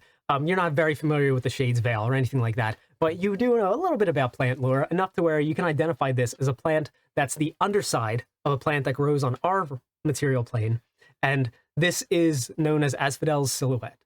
And what that is this is the underside of the plant. What it looks like at the top is a plant that has almost like, imagine it like a black rose that has like almost like in these like kind of black furls that almost looks like an emo haircut that kind of grows off all these black roses. What you see is the underside of this, where it is, and it's kind of all of these kind of like wormy looking hookworm kind of black things that are all kind of twisted up, similar to when you pull a plant out of the ground and it's all the different strands and little angel hair kind of roots that are under it. You kind of see that, but it's like almost like black hookworm kind of things that almost look like they would be rigid to the touch. But you know this is Asphodel's silhouette, and you know that as detrimental as it is to touch that with those hooks, if you do grab it and pull it, this is one plant that is kind of difficult to do, but if you kind of can weather the transfer, you can pull on it, and instead of harvesting it, you get pulled into the other realm. So this is one plant that you can use to travel between planes of existence, between the Shades Veil and the material plane. Okay. But it's usually at a cost. But that's the only thing you're able to identify that's here. The other two plants that you see look like some sketchy-ass looking fungus. Okay. Good to find this altar, right? Yeah, in the mansion. Is anyone injured? I could provide healing if needed. Arr. All right. I come over and I place my hand on what's your name again? Robbie the rat cat. Retton. He's Chester. That's it. Retton? Retton the Rat Jones. Retton the rat. That's your nickname, the rat? The rat. All right. I place my hand on Retton the Rat Jones' shoulder and I restore 8 hit points. Big. That's not a damage you have taken. Actually, no, I've taken 9. Let's go. Big. Thank you, You are welcome. kind stranger. All right. No more stealing. But it's Bodie. All right. And in doing so, you can kind of hear a familiar, but it's a little bit lower, and you hear soft kind of fluttering his wings, almost like kind of being stealthy. The raven kind of lands, kind of ready to follow you guys, ready to kind of, they're ready to help you out. It looks Lead like the way, Beauregard. I'm going to treat it as a dog. the raven definitely feels more comfortable here. It looks like this was their realm that they pushed through to get to there, being a soul that was restless. We try to just sneak into the mansion and look for the basement. Yeah. Sure. My stealth I is could so do it. good. Same. I don't think it's not good. We have My stealth is disadvantage. that potion. The stealth potion. All go. If we're going, because it seems a little scary here. There's that slop I'm a monster. little bit loud with my chainmail, I'll be honest, but I could also hang back. You should use the stealth potion. Maybe I should. Who has it? You do. You do. I thought I gave it to you. Oh, I looked at it and I would have given it back. You want to give it to him? I'll give you the Oh, potion thank you. for healing me. This doesn't look sketchy at all. Yeah. Glug, glug, glug, glug, glug, glug, glug, glug, glug. Some of the shadow, as he's drinking it, some of the shadows like dissipating off. He has like a shadow mustache. You feel stealthier. Now you get advantage on stealth checks for an hour. I don't have disadvantage on stealth checks for an hour. Yep. Yep. All right, you guys want to try to sneak into this basement? I guess so. Arr. All right. So as you climb out of the Follow graves, me. as you climb out of the grave, are you leading the way? Yeah. All right. So everybody make a stealth check first. As you're beginning to navigate toward the kind of silhouette of the mansion that's kind of through the dark fog and kind of hooked plants that are all kind of like blocking a little bit of the view, almost kind of framing it as you're kind of trying to sneakily go up to it. And you can hear that there are some like footsteps of things that are kind of dragging their feet that are far enough away to where it looks like they aren't, it sounds like they aren't like in your immediate vicinity, but you are kind of navigating, you're probably going to be getting close to them. It looks like whatever's going on to the south is taking the bulk of the attention. It sounds like if there were zombies and ghouls and stuff here, most of them were called to wherever that is, but there are a few little stragglers that are all around here. So what did everybody get for a stealth check? 30. All right. 15. Okay. 12. All right. I got a 4. I'm going to use my point of inspiration. That's an 8. Oh. Okay. All right. So that is just at one point. That's funny. All right. Fuck. So as you guys are navigating through the little bit of the fog, you're feeling pretty good about yourself. You're mostly at first, since he drank that potion, you're feeling very, very confident. Him with his peg leg is just kind of squishing into the kind of hard, like rocky, or like very dry, kind of cracked, sun-dried earth that's kind of beneath you and just kind of crunching beneath your peg leg, but it's kind of like thin enough to where it's kind of mostly just, it's not so much to where it's creating a huge footprint on the ground and you almost feel like it's almost kind of helping. And so most of your attention is, all right, great, the big bugbear is not going to kill us. And then you just hear, ka-ching, ka-ching, ching, ching, ching, ching, ching. And he's like, all right, I know it's not me. I drank that potion. Where's that noise coming from? And as he's looking around, shing, shing, you start to just hear that kind of, and the silhouette starts to kind of appear through the fog of that little hunchback creature that had that thing on its back that you can see now is a hooked lantern that has another hook behind it that has a sack on it.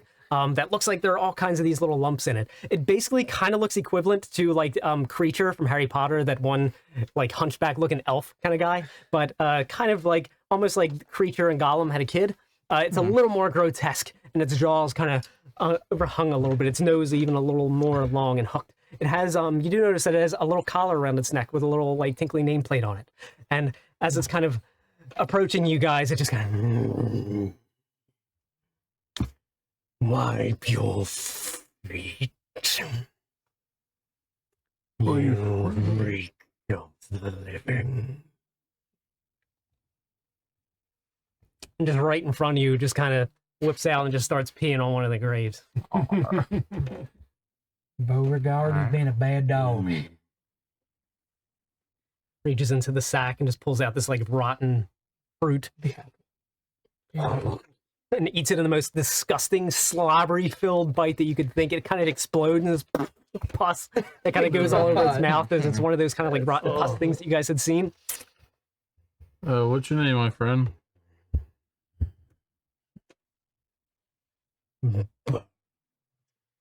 This mouth is kind of half full of all this stuff. It's got slobbering, splashing upon its feet. Oh, Bo? Beauregard. I wonder if We shouldn't tell the old man about this. We should Yeah, I was gonna tell say, the yeah. old man about this. You kind of hear in the sensor, what's going on out there?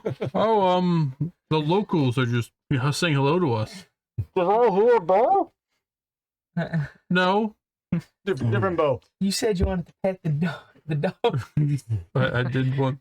Bo, I did. Bo turns to you and Did.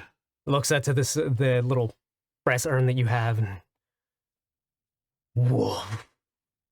And as it does so, you hear 3 different individual entities that kind of emerge from around you guys from the fog that were kind of closing in, and Bo just kind of, and it kind of drops on all fours, drops its lantern, kind of very creepy and eerily, its bones kind of cracking as on all fours it kind of scampers away. Bad boy. And these kind of ghouls and zombies kind of surround you guys, and everybody's gonna have to roll initiative. Oh shit! Right, and we can get this out of here. And I made it for nothing because we didn't use it, I don't think I've as is per usual. Oh Always no! smart. I've rolled below a 10 tonight. I don't kind of. That's crazy because I think my average is a 4. I just I rolled a think I rolled 9. 5 of them so far. You rolled a 9. That's not bad. Do you have like a +10 or something? No, I rolled a 2. And I have +7. Right, No. Shit. Mm. 15. No. You're gonna get a lot of use out of your bugbear's feature. No. You said that I was gonna go first. Oh my gosh. Jesus.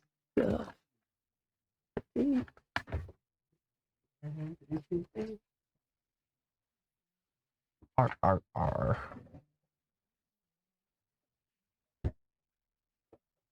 R. Your pirate accent's really good. Thank you.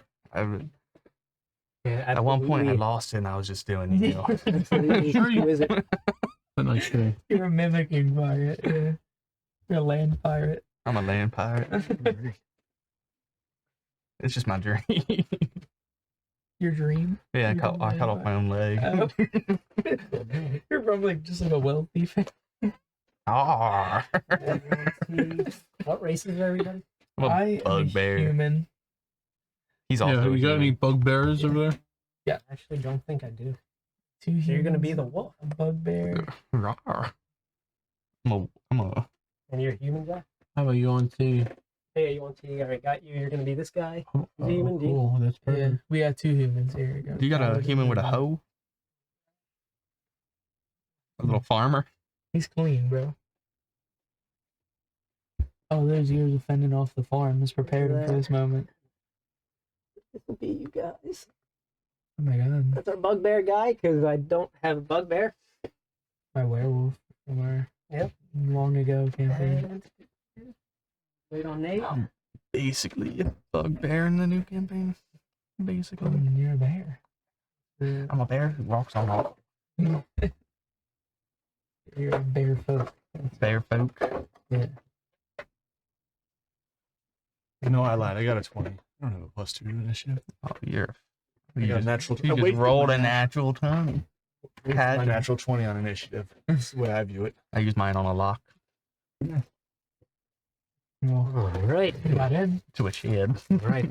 So for You got the initiative, what do we booty. got? I did get some booty. 15 plus. 20 for Xandros. Okay, so that means next are the zombies. Oh, Cute. All right, and what do we got? 13. All right, Chester, 9 for the rat.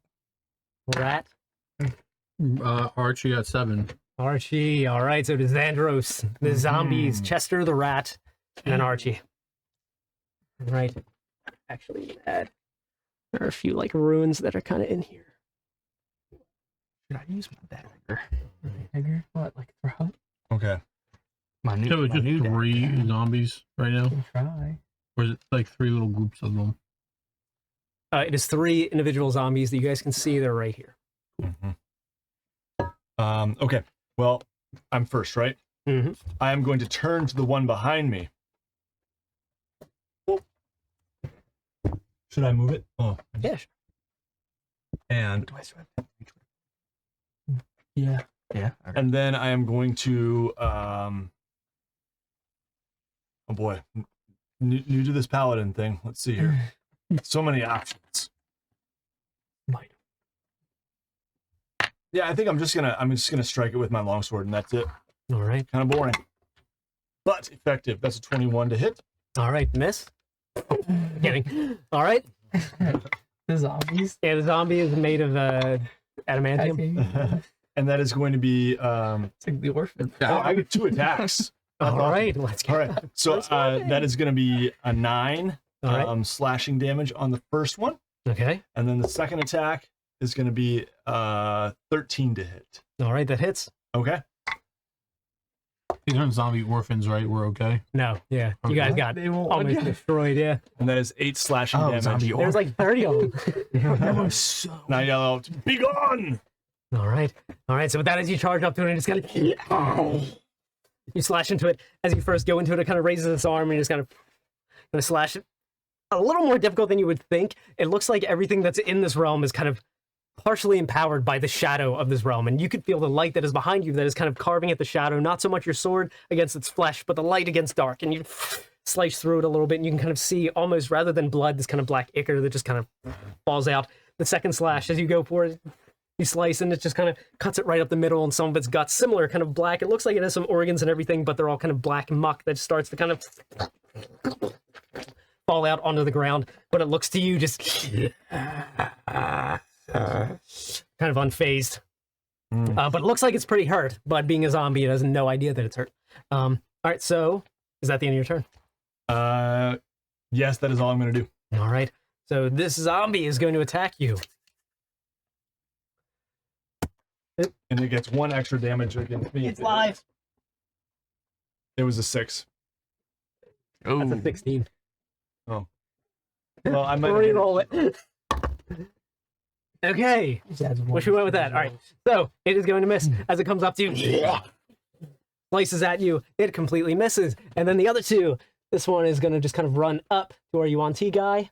And then this one is going to run up to our other human as they both kind of running at you. And the first is going to be a 17. Misses. All right. And then that one is going to be a 14. Misses. All right. So as they both come up to you, slashing at you, they both just kind of miss. It looks like they're kind of almost like a part of their mentality is almost kind of fractured and is mostly focused on something that's elsewhere. Anyone who has a shadow token can kind of like feel the discord that's kind of powering the undead. You can kind of feel almost the tendril of that link, and almost a little bit of like just a tiny piece of you is like tempted to join their cause. Like it almost feels like there's something right about what they're doing. All right, so that's the end of their turn. Chester's turn, then the rat's turn. Well, first, when it approaches me, I have a polearm master. All right. So I'm gonna take an opportunity attack on it. All right. My reaction. That's gonna be a 19 to hit. All right, that hits. And that's gonna be 10 damage All right. with my Nice. hoe. And that's against And he you. kind of just like, he's clean with the hoe. He spins it like a quarterstaff, and then out of the end of it, there's some like purple shit that's kind of starts kind of forming on the end of the hoe, because usually it's like a blunted end, you know, for filling the land and shit. Mhm. But just kind of like a little tendril comes out, and it almost looks like a sharp, like scythe hoe, and he slashes it with it. Like my hoe sharp. All right. Yeah, so as you come up and as you go to hit it, you're expecting it to just kind of like dig into his shoulder and rip a chunk out. But instead, the way that it kind of passes through, it almost is like you're kind of like erasing it like light against darkness. And it just kind of erases apart. And then again, after a brief moment, it just kind of dissipates into darkness, and all this kind of black ichor starts to kind of come out of it as this flash is kind of carved across it. And so that was your reaction. So to start your turn. Yep. Now my turn. I guess I'm just gonna attack the zombie twice. All right. That motherfucker. First one. And then you're up next. Start prepping your 16 turn. to hit. That hits. Natural 20. Okay, that that hits. Today's feel good today. I'll do the first one. D10. All right. Live. Nice. It wasn't live. Oh. 15 for the first one. Okay. All right. So with just that one, after coming back again, you just kind of and you're able to kind of rip most of its head to where there's just a tiny sliver that's in the back, and it just kind of breaks off the rest of the way and comes off into the back as his head comes off. Okay. Can I just use my movement to make that attack on my 1T friends? All right. Going up to the UNT who's about to enter combat with that one. You come up behind it, make another swipe. We're doing the crit rules, that right? Yeah. The max roll plus A regular roll. Yeah. Yeah. So 10, 12, 17. Okay.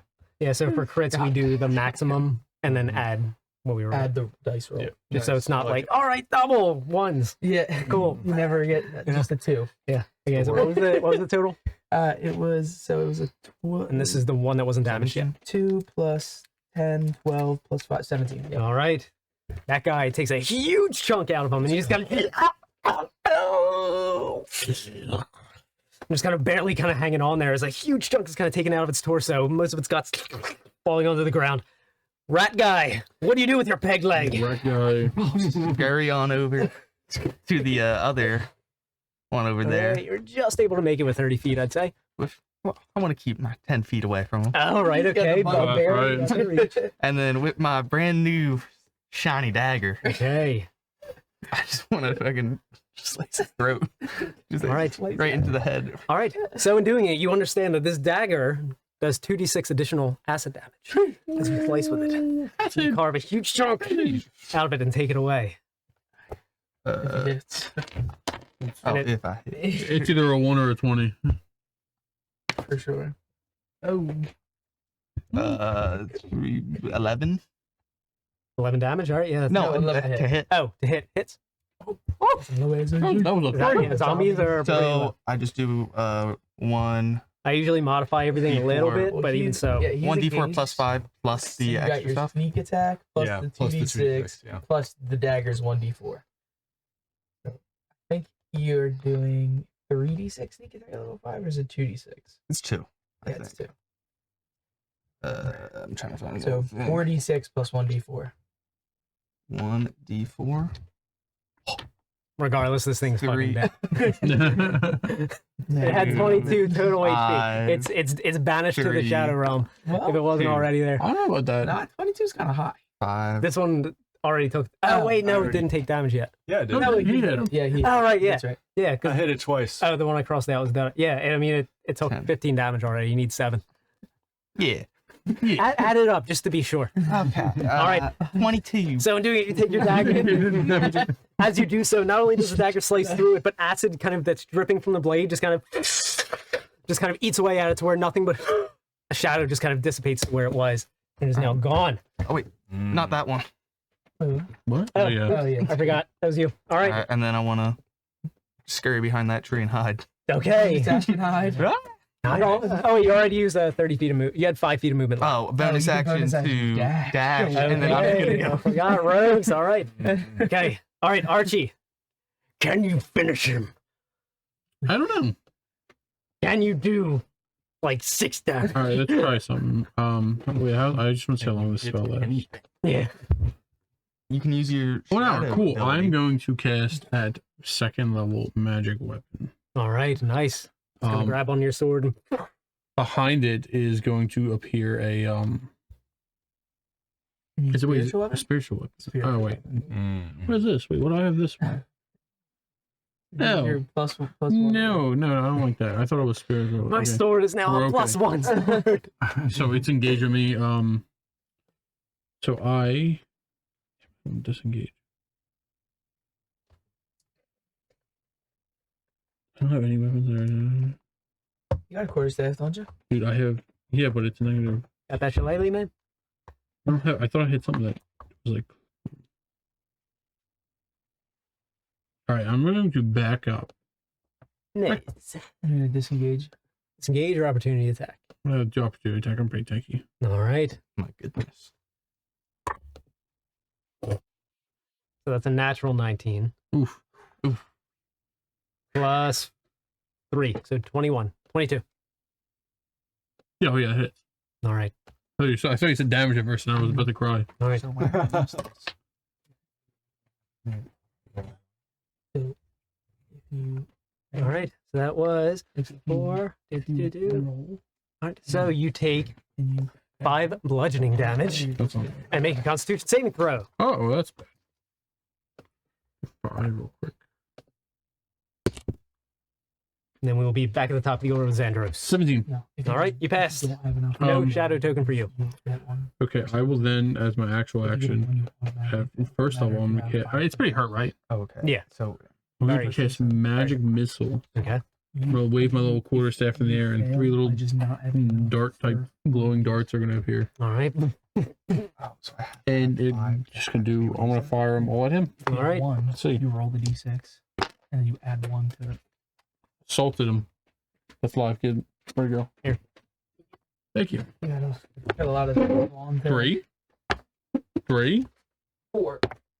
3. Okay, so 4. that's 10 damage. All right. Yeah, it's dead. No, 13 All right. damage. 12 So you- damage. Can't do that. And it just kind of again, 1. each one that collides kind of takes like a hole out of like a bite out of cheese or something.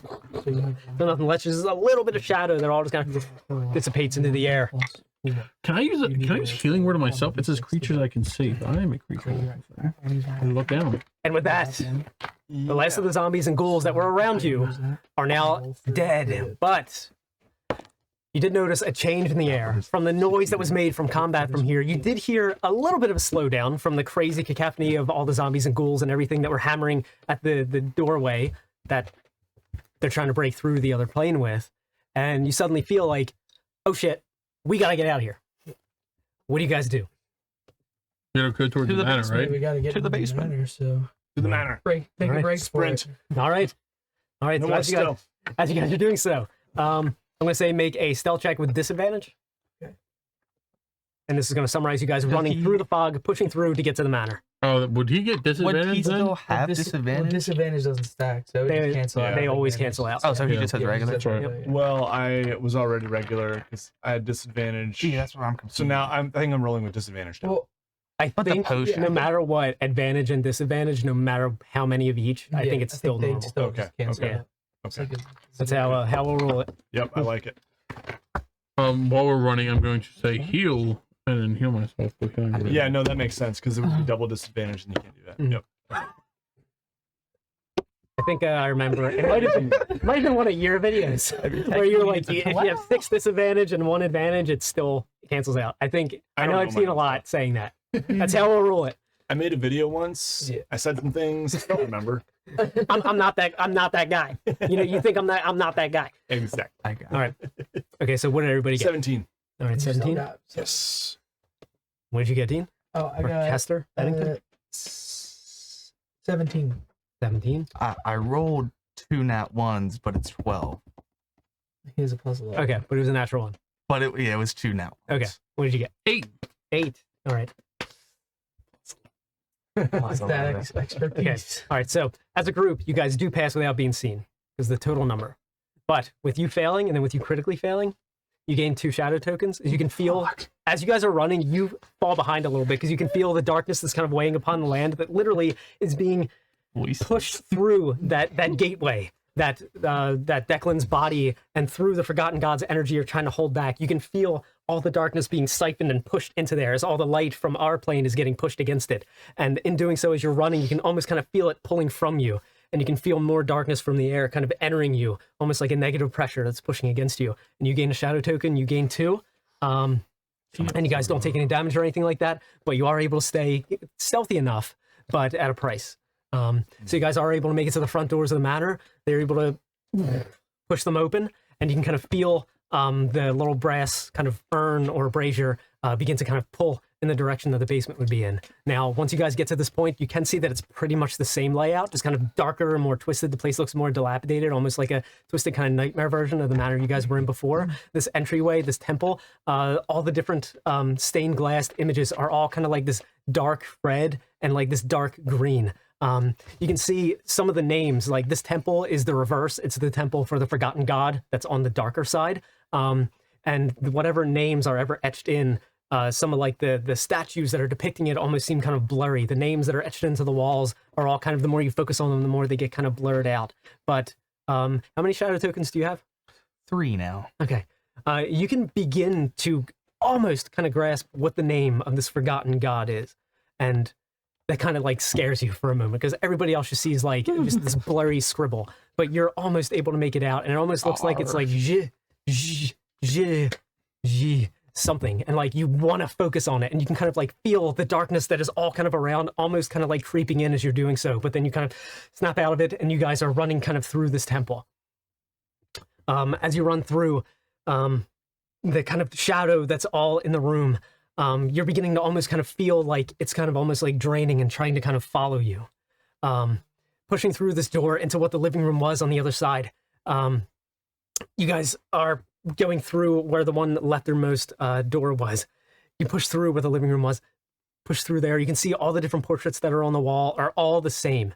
They're all of this, not so much, it's referred to as the wolf, simply because that's the antithesis of the shepherd that's on the other side. But you can see the images of the proprietor that's on the side, and it almost looks like kind of like a more sallow, kind of almost like reptilian scaled kind of like face that has just very hooked features to it. Long matted hair that is kind of like parted and it looks like it was combed, but it's so matted and gross that it looks like it just kind of looks matted and gross.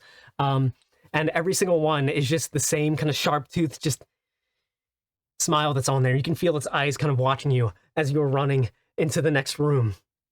Once you get through this, down this hallway, as you push through where the kitchen was, going through where the like sewing room and everything was, you were able to push through another door that was in there. And you see steps that are leading down to an even darker and impossibly dark stairwell that's leading downstairs. That's maybe wide enough for 2 people to walk abreast. So much so to where the darkness that's of this land is like regular, not so much regular darkness, but very, very dim. The darkness that is of this like basement area is blacker than anything dark on our realm. Casting light does nothing. Casting light makes it dark. Like it removes a layer of darkness to make it okay. regular dark. Okay, I thought it made it like It's darker. no longer, I was like, oh my no god. longer super dark. Okay. Now it's just dark. No, I thought it literally just got darker. I was like, oh my god, no. Fail. I'm at 3, so as long as I don't get a 1. And 1 is always a failure. I want to shadow infusion. Okay. Heal my dude. All right, roll a d6. That needs a 5+, so add.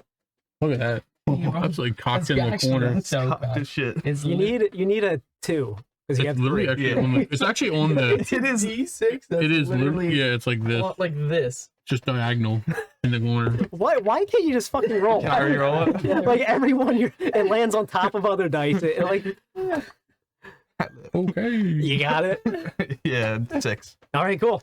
So you're able to heal him using your shadow infusion. Oh, If you cool. had failed that, you would have lost your action and gained another shadow token. You heal for 3 d12. Yeah. God, I was only missing 9. Thank you. I know. Oh, you can roll in. You can roll 12s. I can use that as many times as I want, right? Yeah. As long as I have the bonus action. So he wants you to roll a 12. For the healing. Roll 3d12. Oh, okay. Which one's a d12? That would be the it's gonna one be with the this number one. 12 on it. The one with Eminem. Oh, I am My 10. man. You're already maxed. in 3. Okay. Okay. Is it like overhealed or I get like more? Yeah, you get penalized for it. All right. It resets the 1 and then just All goes right. So up. you guys are standing looking down this kind of impossibly dark kind of thing. You can still, again, kind of hear echoing from the outside. Harder! Harder! Break through! Come on! And you can kind of hear even more aggressively. And a little bit of light that you kind of feel almost like tethering you to our plane. You can feel kind of straining as it's getting pulled to try and push against this even harder. What do you guys do as you're looking down this impossibly dark stairwell? I think we should go in. Let's You go. need to guys. go. Gird your loins. Can I shadow stream? Fly in there? Why Make not? the roll. 8. All right. Remember, a natural 1 always fails. Okay. All right. So with that, you can kind of see him, and as you when you first entered the Shades Vale, you did notice that everyone looks a little darker, almost like just like a dimly cast light will make you kind of look more sunken and sallow as your eye sockets and your nose and everything. But looking at you now, especially with this 3 levels of like shadow corruption, kind of, you're looking way more Voldemort-like than like everybody else. Like as a bugbear, it's pretty weird. Your hair's getting a little tinged a little more. It's getting even more sunken in where you were full and thick. You're starting to get just a little more sallow looking, and your jaw's getting a little more pronounced. Fangs getting a little thinner and sharper. Your nose beginning to kind of like just kind of thin and get a little pointier. In doing this, and you guys kind of noticing this, you just kind of, and you just kind of turn into this kind of black mist. Go down into the stairwell. As you do so, in becoming this black mist, you are now able to see. You are kind of one with this blackness, with this darkness. And you feel like, why would I ever want to leave this? Make a Constitution save. Whoa.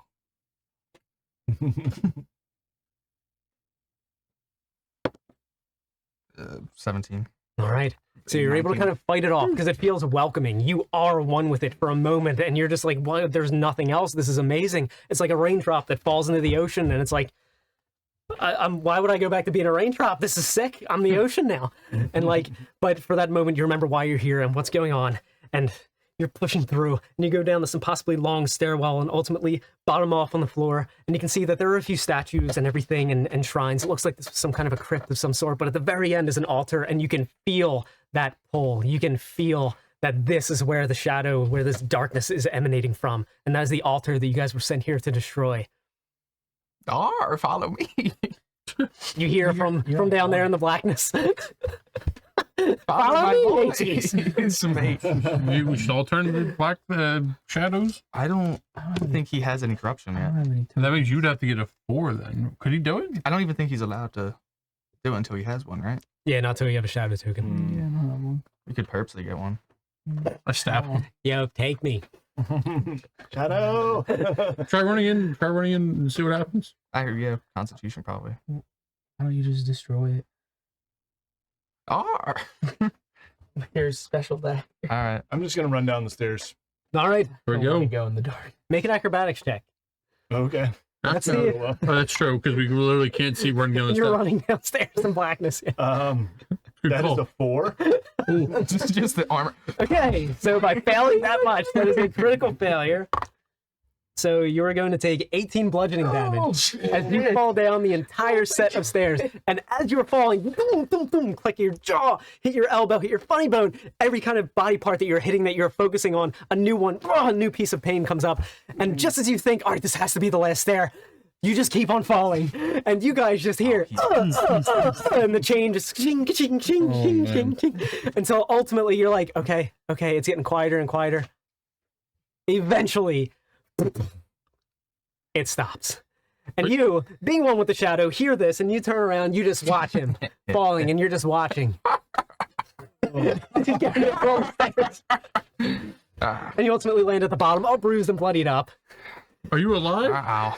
I'll I call out. am badly hurt. I'm Alright. going to try to move this hand and lay it upon myself. Ow! I do it, and I heal myself. All right. All but. I could heal you. Shadow, I could- coming to the shadow. I can use my shadow powers. That's creeping me out. I'm gonna. You're eventually going to roll 1. You son of a bitch. Alright, I have all but 1 hit point back. All right. Nice. Are. All All right. right, so Well, what's the... deal now? Farmer Joe, I'll see you on the other side. I'm gonna turn into a shadow thing. Go down. All right, Good luck. make your roll.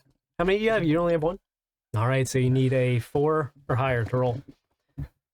So 5 I plus. wasn't gonna start rolling, Isn't and that then I got all those the 30? two, and I was like, a 4 "Fuck it." plus. Oh Only yeah, the the one healing thing one was that a can 5. fail. Yeah, Yeah. okay. You need a 3 or higher on a d6. Cool, natural 6. Really couldn't You do get it. double the movement speed and everything. Oh, cool. So I get down even faster than the pirate. Yeah, natural 6 doubles all the effects. I go up and down just to show off, like, Okay. He does the same It thing. feels good, laddie. Except you doesn't it? It feels good. it does feel good. Oh yeah, I forgot. You're into the shadow. Okay, yeah, make a constitution save. You're also one with the shadow now. I love the shadows. I definitely love the shadows. That's 11. All right. Okay, so you do fail, but not by a whole lot. So you do gain 1 more shadow token. Join me. But in doing so, you are able to kind of resist it as you feel that pull. And even you are almost, for like a split second, you know the name of that forgotten god that altar this belongs to, but then it's gone. All right. So you two are down here as smoke. You are down here half dead, but then you're back up. What are you doing? You gonna wait and see? Or you gonna join him? Okay. That sounds Guard like the not a good stairs, time. I'm Farmer. just gonna stay up here. Let me see what I got access to here. All right. What is your what? Do you ever know what that thing was? I can like sacrifice hit die for +1 on the saving throw. Is that To it? add it to the saving throw. Yeah. Can I do multiple for the same saving throw? Yeah. Cool. Let's see what I got. That will help me. And the proprietor had told you guys that light is what you need to destroy the altar. Shit. So am I still a ball now? Or can I get out of the ball? Yeah, you can demystify. I'll demystify and I'll cast light on the like on my staff and then touch the altar. All Or right. Smack the altar. All right, you can feel that a layer of darkness is kind of lifted, and now it's just regular dark. Oh, cool. But you guys can like notice, On the altar, you did that? Yeah. Okay. and you feel you feel a surge, like the darkness kind of recoil from it. I'm gonna cast Moonbeam Ooh. on the altar. Okay. It only casts dim light. So it says a silvery beam of pale light shines down. So it doesn't say Okay. dim. All right. Until the spell ends, dim light fills the cylinder. Okay. So it is a 40-foot high cylinder, 5-foot radius, All right. centered on the altar. All right. So in doing so, over his light, you can kind of see from the blackest blackness, you can see just a regular darkness that almost looks light compared to in comparison, and you just kind of and this kind of purple beam just starts to kind of emanate there. The light from it almost like struggling to come out, and at this point, it has gone from darkness to just dim. So now you're almost to where there's actual light over top of this altar. I'll smile. So my Also- gold teeth will start to shoot the light. Just for narrative sake, roll a d20. If you roll a natural 20, that could be the straw that breaks the camel's back. Fuck, 19. Oh, my God. I should warn you all that moonbeam causes damage upon any who enter. Walk into the moonbeam and then shine your tooth. Be careful. All right. Can I try Eldritch blasting it? Yeah. And see if it works. It's crackling energy. All right. I feel like that's got to give off some light. Yeah. So with that, I would say From make the a top of the roll stairs. to hit. All right. And this is serving as it being strong enough to really like cause the light. I have 2 beams, so should I just roll twice, basically? Yeah. I'll give you 3 times. It's going to be a 16 or higher. 17 and 5. 20 or higher. All right. So with that, with all of this kind of a conglomeration of you guys, you just all the Eldritch Blast, everything that is hitting this altar, you can kind of almost at this point hear, you especially, the kind of recoil of this forgotten god as it just kind of until ultimately you can start to see the altar just kind of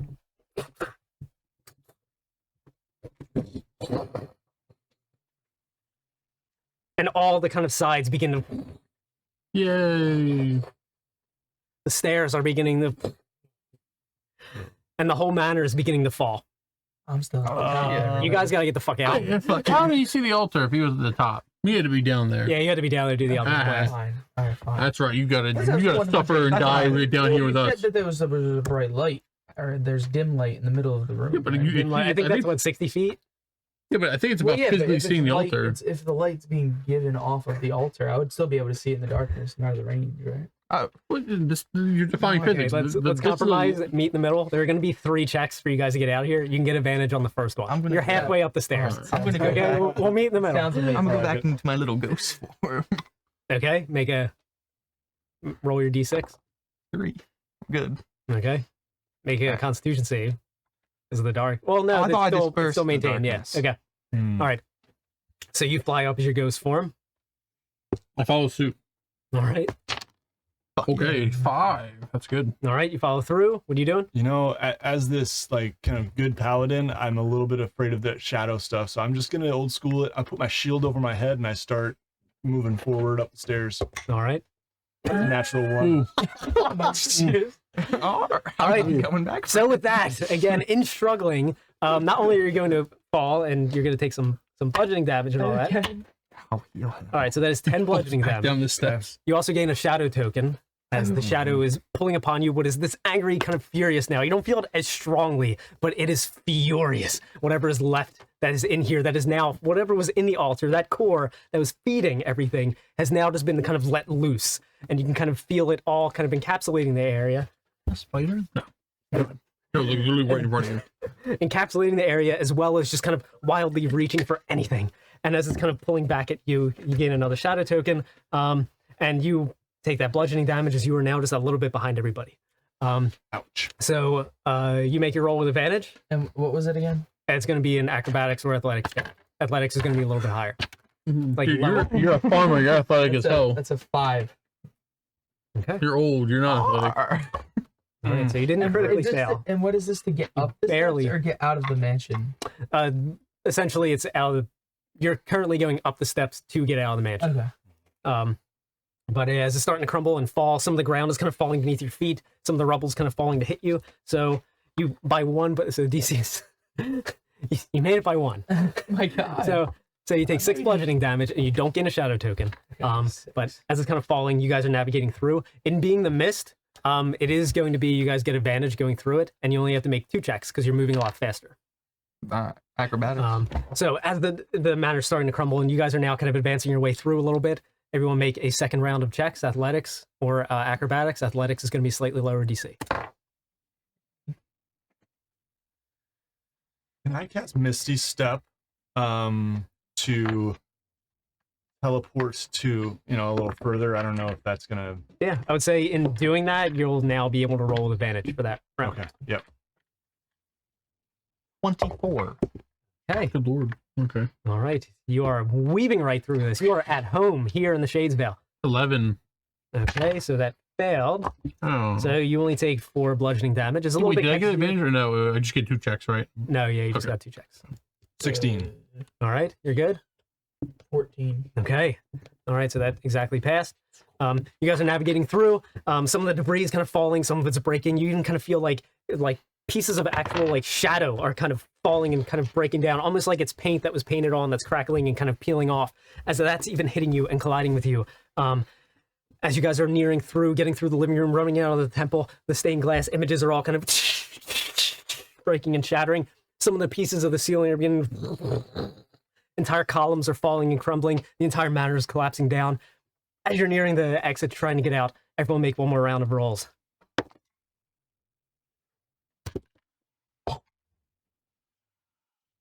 Let me use inspiration. 27. Natural 20 for a 22. Oh my god, okay. I got 12. All right. 8. Okay.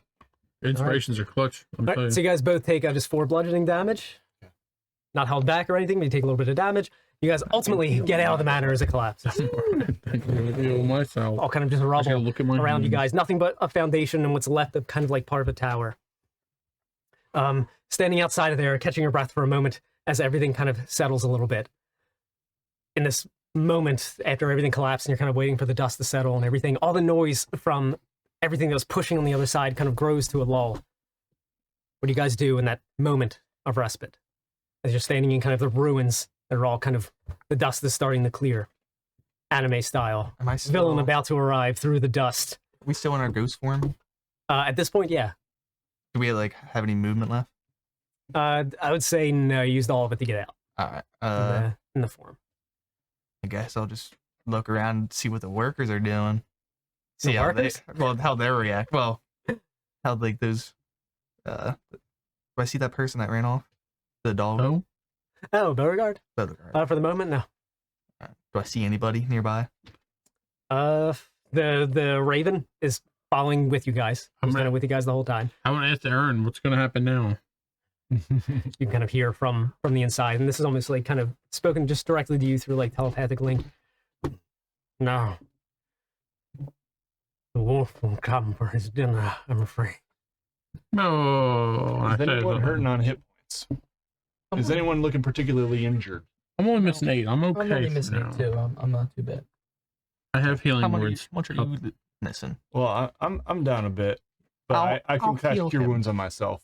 I don't know if he wants the shadow.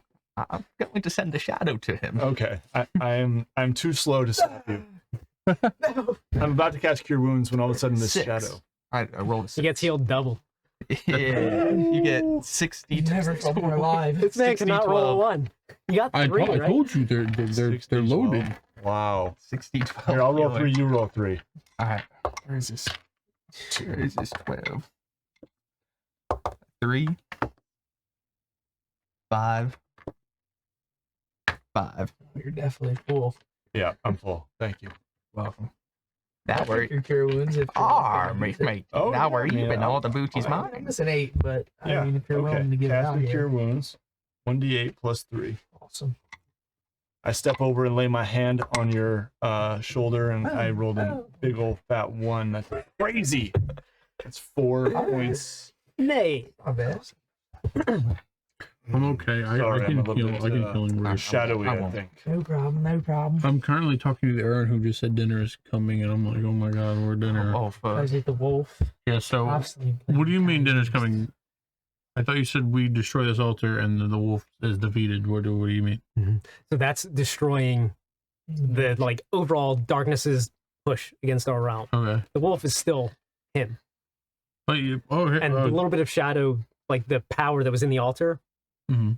that is basically like the battery, the conduit, that has now just been kind of broken and set free. And there's a chance, likely chance, that he is going to try and grab onto some of it. Stand behind me, friends, and I kind Because of he is still alive. twirl my cape and hold my shield Oh. out.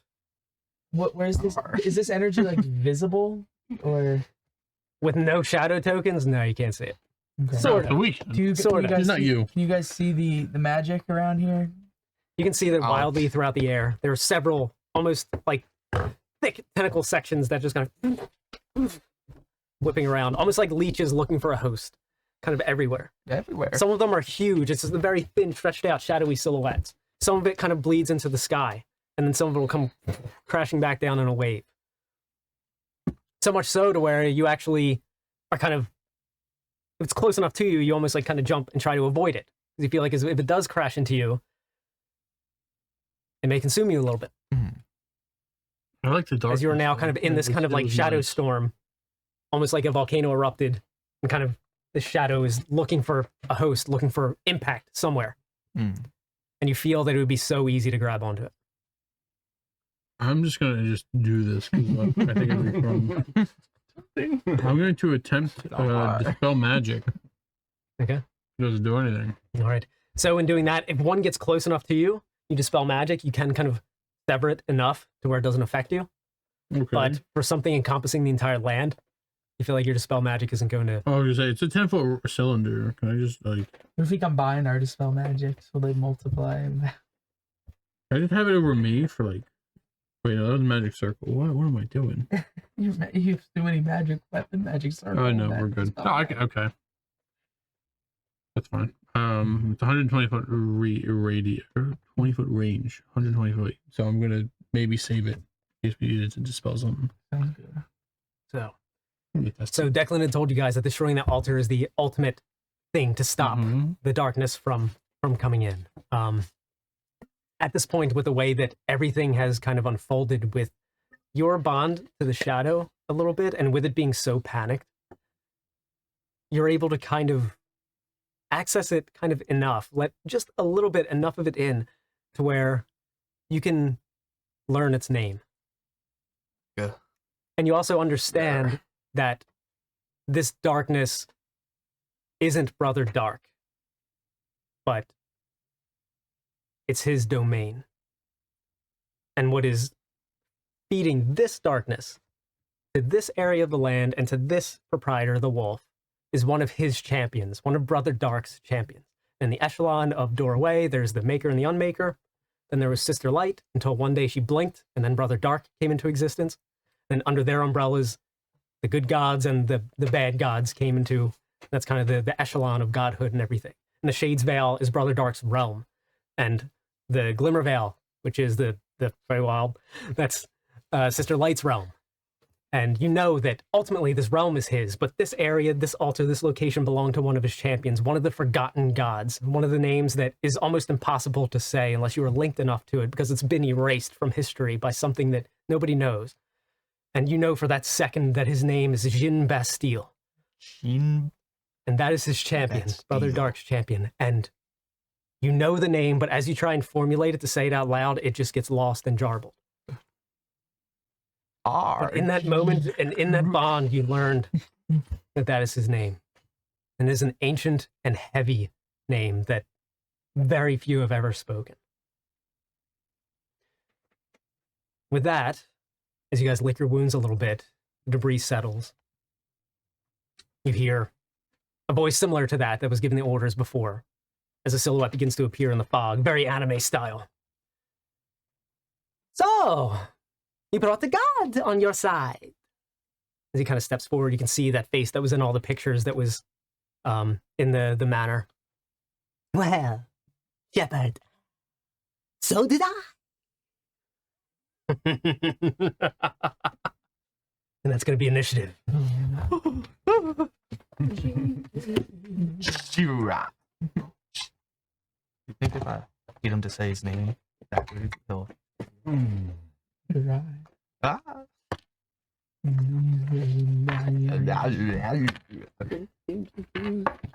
classic.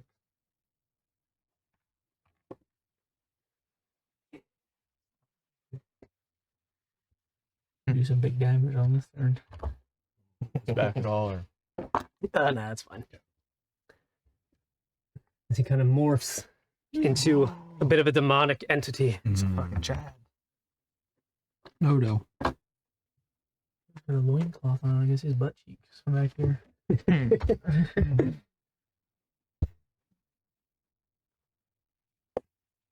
love it. All right. What was our initiative? 22. Nice. 18. All right. See what he rolled. So that is 16. All right, so Rat Boy. Mm. All right, who's next? Enter 22. I think it's 18. Jack. All right. Archie, 10 plus. Ooh. I'm 5. Okay, Wolf goes. Andros is 5. And Xandros is last, and then we got Chester. Chester is Chester. All right, so it goes Rat, Archie, Wolf, Chester, Xandros. As he comes walking up, you can see the shadow kind of all twisting about him that had kind of animated him and given him power. If you especially being more bonded to the shadow, you can almost see he's almost like a funnel, and it's all just kind of swirling into him. I was definitely in front. That's factual. Yep. I was thinking the same. I was definitely hiding behind him. I was definitely off camera. I was gone. All right. My archer in that one. All right, what are we doing? I'm sprinting up to him. All right. Yeah.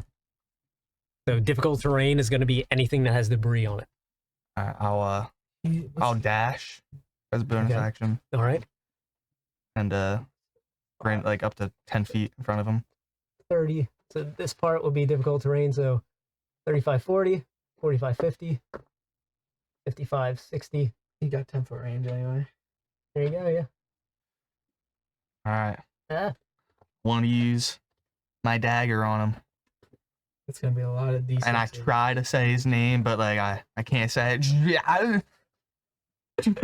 I know who your god is. It's Arr! all right. I go to attack him. And as a swashbuckler, since you're Swashbuckler, and I'll kick him in the nuts as I attack him. That That's your loincloth sneak ain't attack? protecting. That's my sneak. oh my god, he's gonna one-shot your boss. I'm gonna dude. one shot on that 20. Nah. He's rolling. He's rolling. Brother! Look at this damn. Yeah, he's rolling like 66 plus 1d4. I'm pretty sure. All right, get the calculator out. Yeah, So 66 is 36 damage plus a d4 is 40, and then you can roll them. Well, it's actually more than 66. What? It's right?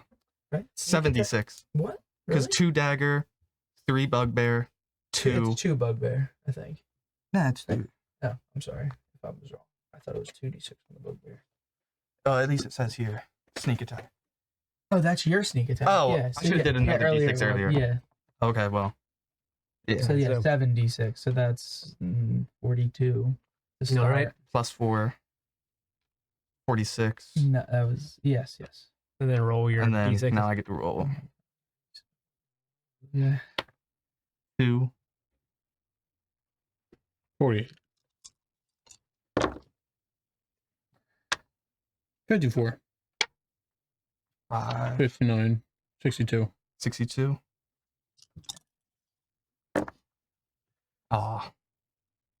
Plus 5. All right, 67. 67. Holy shit. All right. So you come up, and I'm not gonna be able to Wait, compare to did you that. also add your dex mod? then it's another then- 2d6 for the acid. Did you add that? Yeah, I yeah. did that. Alright. Wait, I have dex So- mod? Yeah, it's like just your regular 2 attack. Yeah. So it should be on your. If you went off your stat sheet, it should be on there already. It is Plus 5. Yep. Did you add that already or no? No.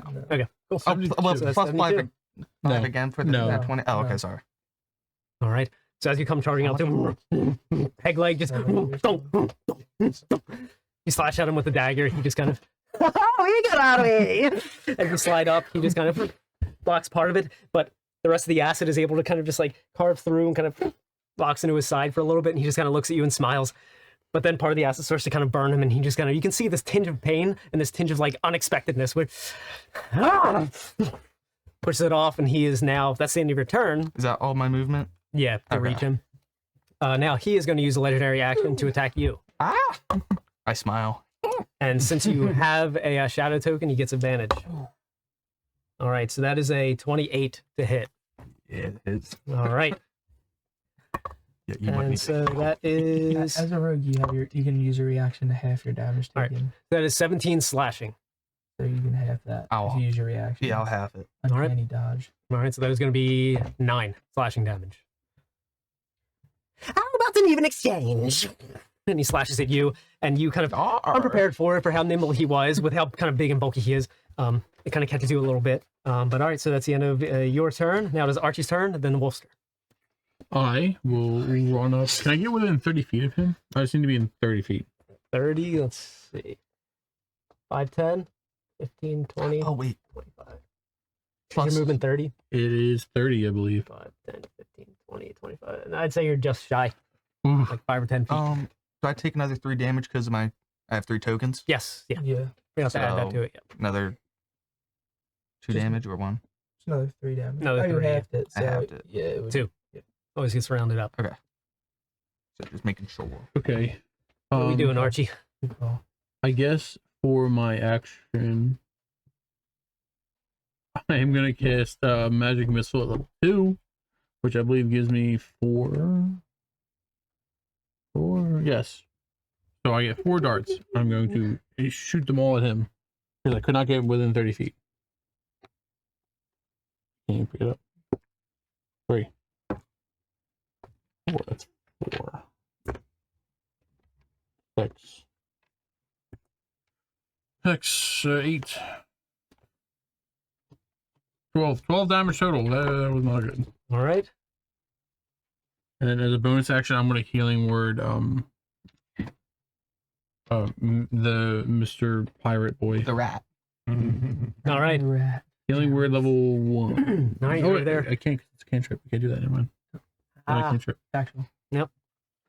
alrighty. I'm still decently healthy. Wait. Is that the end of Archie's turn? Yeah, I'm going to do the. Yep, that's it. I can't Alright. do anything else. He's going to do another legendary action. He's going to attack you, Shane. Ah! Because you're so eager, how about you're eager to die? Can't half that one, buddy. Yeah. All right, there's a natural 20 on the second one. It was bound to happen against you at some point. All You deserve it. You deserve it. Round comes around. right, so it's 14 slashing. Yeah. Plus the 3, so it's 17. And now it's his turn. Oh. Nope. Hey, This is why you it's attacking you. To be fair, you almost did one shot. He did. All right, so it's a 24 on the first A lot of attack. damage, for sure. Wow. Okay, that's 8 slashing, That's enough. Plus 3. I'm down. 11. Ooh. Down. As you were down, he just kind of, No fun. Who's that? Who's that the old man? I'll get him. I say. literally, it's like, with you being unconscious, you wouldn't be able to notice, but with a few shadow tokens, you guys can kind of notice that, like, being in touch with the symphony and the discord of this place, you can kind of see his darkness and you can see the light of the shepherd that's kind of, if you're in tune with it, you can clearly hear it or see it. You had it, right? Yes. Okay. So he's going to fly over. As my bonus action, I'm going to throw the urn the other and just completely different direction. That's not near me, though. Oh, he was going for me. Oh, right. Forgot. That's you. I see he's out of range now. Can you? He's too high. Actually, I think does this fit into itself? No. Yeah, it's the lowest it can go. But he's flying just a little bit above you. All right. He's hovering. He flies up and he is going to attack. So, and you have shadow tokens, so you rolled a natural 19, so all right, yeah. That's a 27. Oof, yes. All right. And that is ooh. All right, so that's 18 slashing plus however many shadow tokens you have. Oof. Come now, shepherd. Isn't that what you want? Don't you want to lay next to your wife? All right, so that is the end of his turn. Now it is Chess's turn. Then Xandros. Okay. I will. How high? So he's just above the ground, right? Yeah, pretty much. His feet are equivalent to his head. Bonus action. I'll try to like draw in some of the light that I see around me with Spirit Shroud, All right. and that will just give me a 1d8 extra damage on my hits. That is radiant. Okay. And then I'll approach that guy. You're in this one? I am that one. I'll take my stabs at him. All right. So it's gonna be I'm gonna use my inspiration actually. I just got a natural 1. Okay, that's a little bit better. That's a 26. Okay, yeah, that hits. And the second one, that's a 1. Okay. Okay. All right. Can't stop that one. So I get a 1d10. That's a 1d each.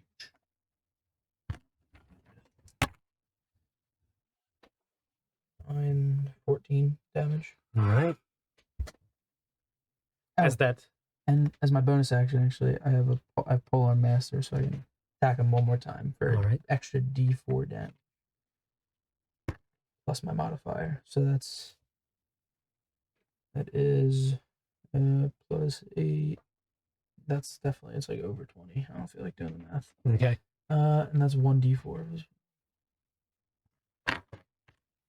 4 plus 5. 9 damage extra. All right. Nice. Oh, wait. I used my bonus action. My bad. So, scratch that. Okay. I forgot I used my bonus action. Okay, so from the initial slash, from when he's focused upon him, you're able to catch a good part of his cheek, so much so to where you can kind of see into kind of part of his mouth, and he just kind of... I thought about slashing.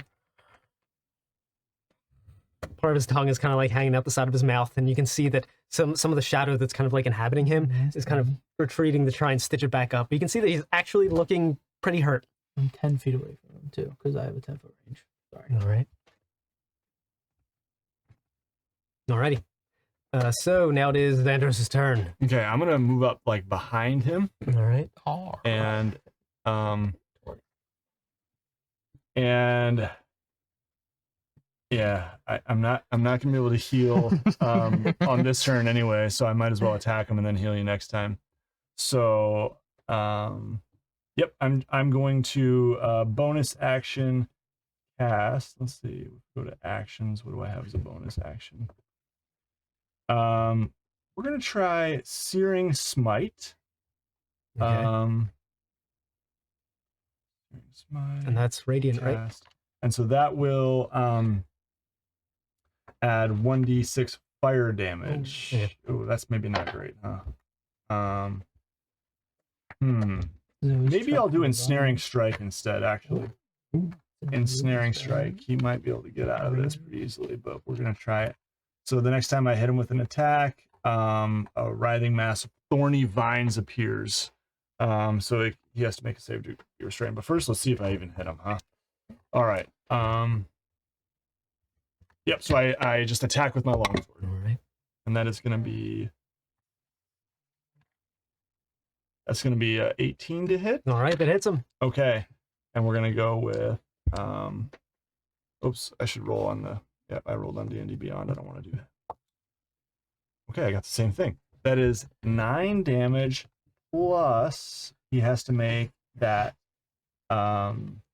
strength save, and it is... He rolled a 17 total. Okay. Yeah, that's going to make it. He needed a 14. All right. Okay. So I'm hitting him, all the thorns all kind of come up, try and wrap around him, and he just kind of, all the shadow that's from him just kind of peels off almost and starts batting away all the kind of thorns that are trying to encircle him, as his wings are just kind of keeping him aloft. Going to have to try better than that. All right. So anything else? Otherwise, nope, make it some saves. Don't you get another attack? Oh, I do get another attack. Thank you for reminding me. No problem. Yeah, so I'm going to attack one more time. All right. Sorry. That's a natural 20. There we go.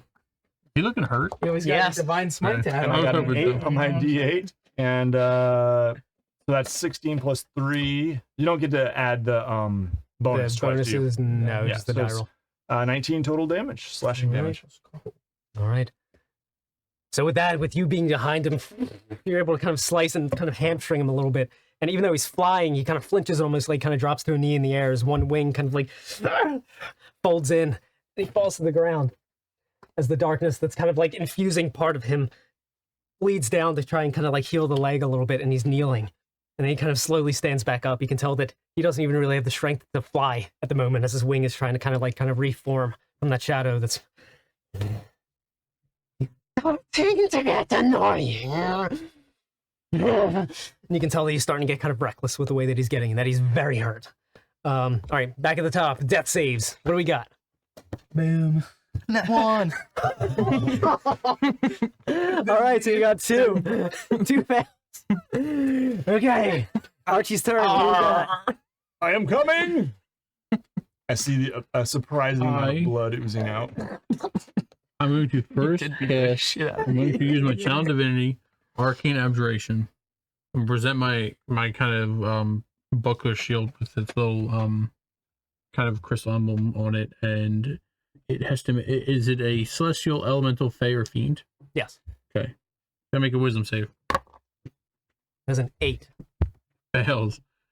What is his CR rank? His like the challenge rating. Like what's his challenge rating? I'd say it's probably an 18. So he's turned, so he has to spend his entire turn until he's for 1 minute, or until he takes any damage. He has to spend his turn moving away from me. Can't take reactions. and can only dash or dodge if it can't move. All right. So he's now got to just run away. Okay. And since he can't take reactions, I'm gonna move 20 feet over there, like towards the wall, and then in range where I can see him still. Yep, that's fine. I'm just gonna healing word him. Right. That'll be at second level. I Little thought 2d4s. my character was dead already. Oh god. Oh god. No. That would have been like 3 episodes you died in. Have you survived any? I think Agatha lived. I think my rabbit. Agatha died. In Agatha episode died. 1, she died. Yeah, 100% died. She died. I think Yeah. she died. 7. You get 7 HP. I think my rabbit who runs 600 feet died. No. So you're back up. A second. Yeah, your We'll have rabbit to, died. we're gonna have to go back to the. Yeah, go back to the Wait, tape. how much am I? 7. 7. Oh, Alrighty. You're back up. You felt like the shadow was beginning to pull at you. And should your life have escaped you, you felt like the shadow would have been so easy to give in to. felt good, guys. Is he from this plane? Take me back. What? Is he from this plane? Him? Yeah. Yeah. Okay. He I was would've worked born in anyway. the Shades I would have Valley. banished him. Banish him. I would have Yeah. banished him without concentration. just, he just kind of looking at you. All right. So that's the end of Archie's turn. It is now Wolf's turn. So he has to use his move to move as far away from you as possible. So he's going to go all the way almost off camera. I didn't mean to angle it that way. Can I take my opportunity attack? Oh, yeah. If he takes any Nice. damage, it breaks, right? Yeah, it's so Should I yeah. not then? I mean, it's up to you guys. He's pretty low. I just very wanted, low. I wanted to be able to get away from him. Are we trying So to we kill can this both guy? take an opportunity attack? We're both engaged. Yeah. Right? Yeah, I think you're it's both engaged. definitely worth it. Yeah, I let's think it's give worth it too. I wanted to be able to run away from him. All I right. agree. 13. If you miss though, it Total still miss. works out. 15. To hit, miss, total, miss. Okay, so he said he runs away. Okay, yeah. And You guys just He kinda might, think he that might one. not come back. He Right, might not really come whiff. back. And he just goes flying off. The shadow's too much. And he starts kind of flying away. It looks like he's kind of like struggling with this. His mental block for reason for wanting to go is that the shadow's kind of ripping him apart. All right, so that's the end of his turn. So Chester's turn. that far away. Yeah. How much feet would you say that is? To get Well, he would have dashed. Yeah, he's off camera. His fly. You got just let I'll last just turn. play it. Yeah, that's fine. Yeah. I mean, honestly, I would say he's at the edge Okay, so like, because his move is about 40. So like with away flight, from me, he's probably like 90 feet then. Yeah. Okay. Yeah, I'll just turn over, and I guess I'll Eldritch Blade. Right. The spirit trap. So with that, I would say. say that he has half cover. Can I get in a better position to see him?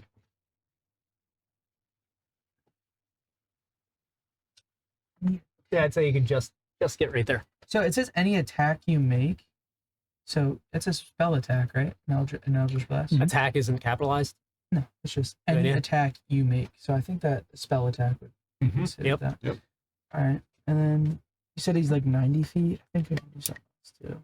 From you now, Yeah. he's only like 30 feet. Oh, 30 feet. Okay. Yeah. I'll also Hexblade curse him. Yeah. All right. And then my action will just be Eldritch Blast. So I'll do that's 20 on the first one. Oh my And lord! The second one is a 14 plus.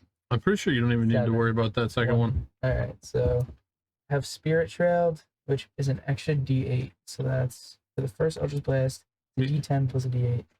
So it'd be twice. That'd be 18. 36. Well, it wouldn't be Well, 2 twice. blasts, don't you? Well, yeah, I only. Oh, count yeah, it. yeah, yeah. So Yeah, 18.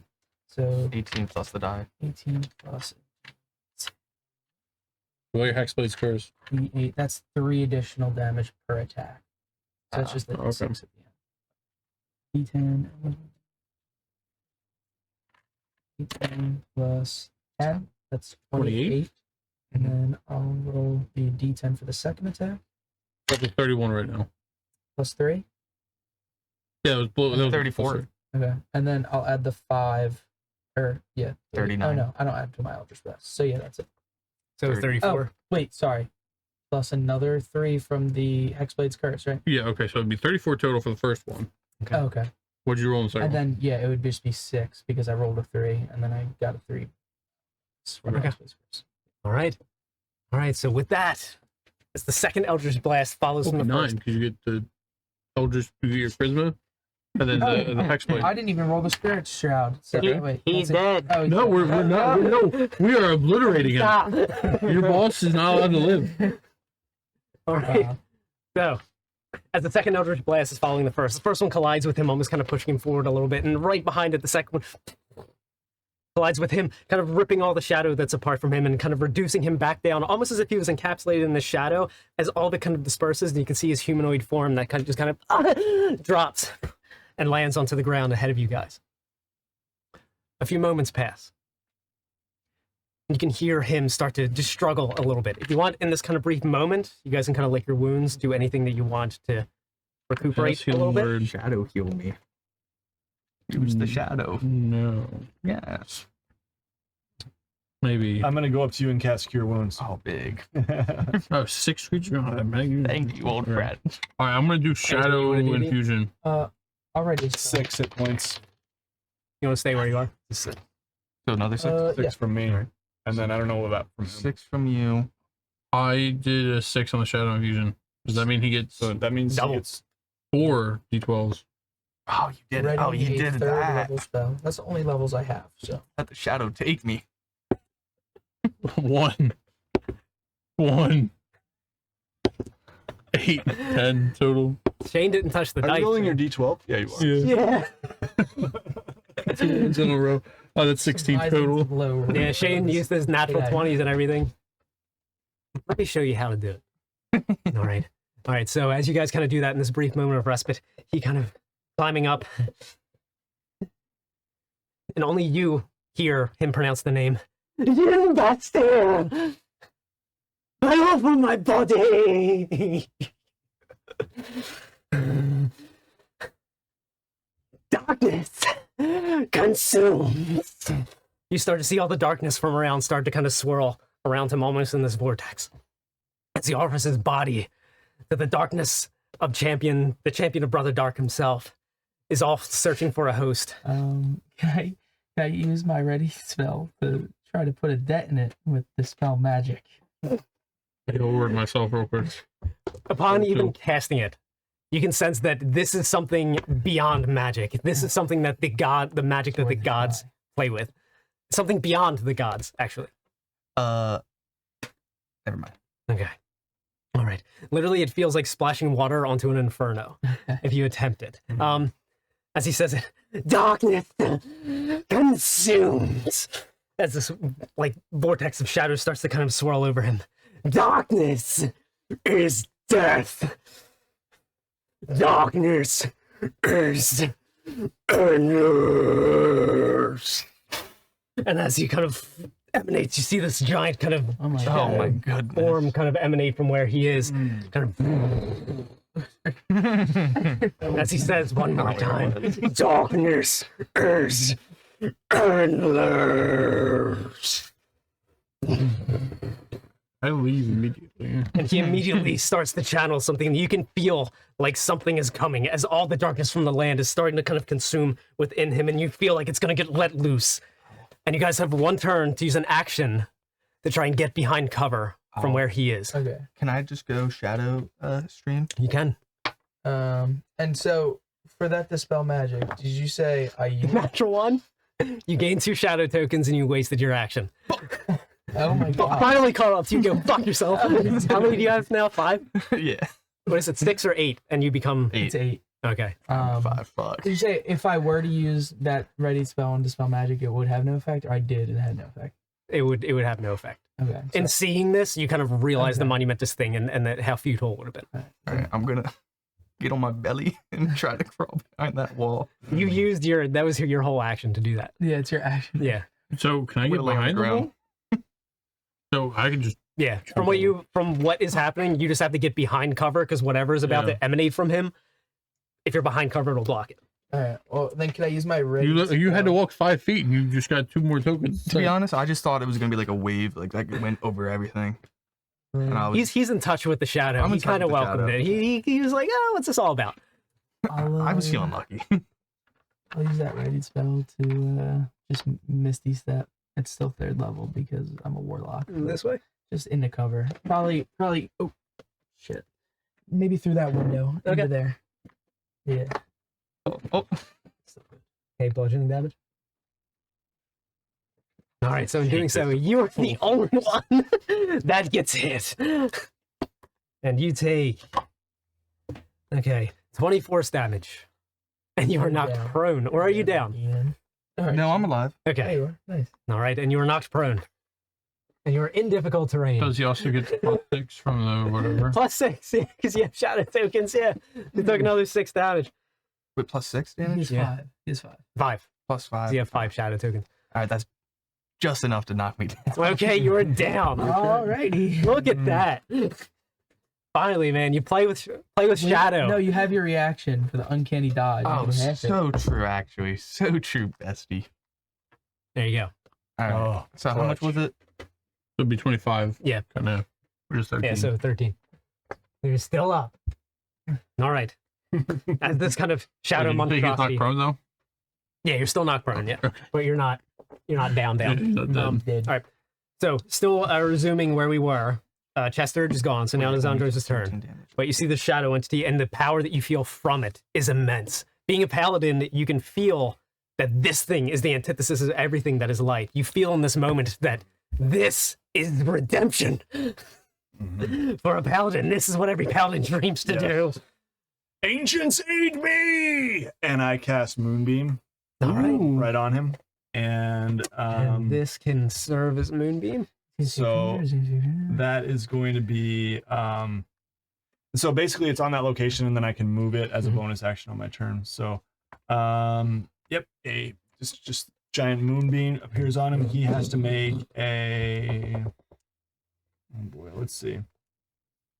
Constitution save 14 is what he needs. All right, so that is a 13, but he's going to burn a legendary resistance. Okay.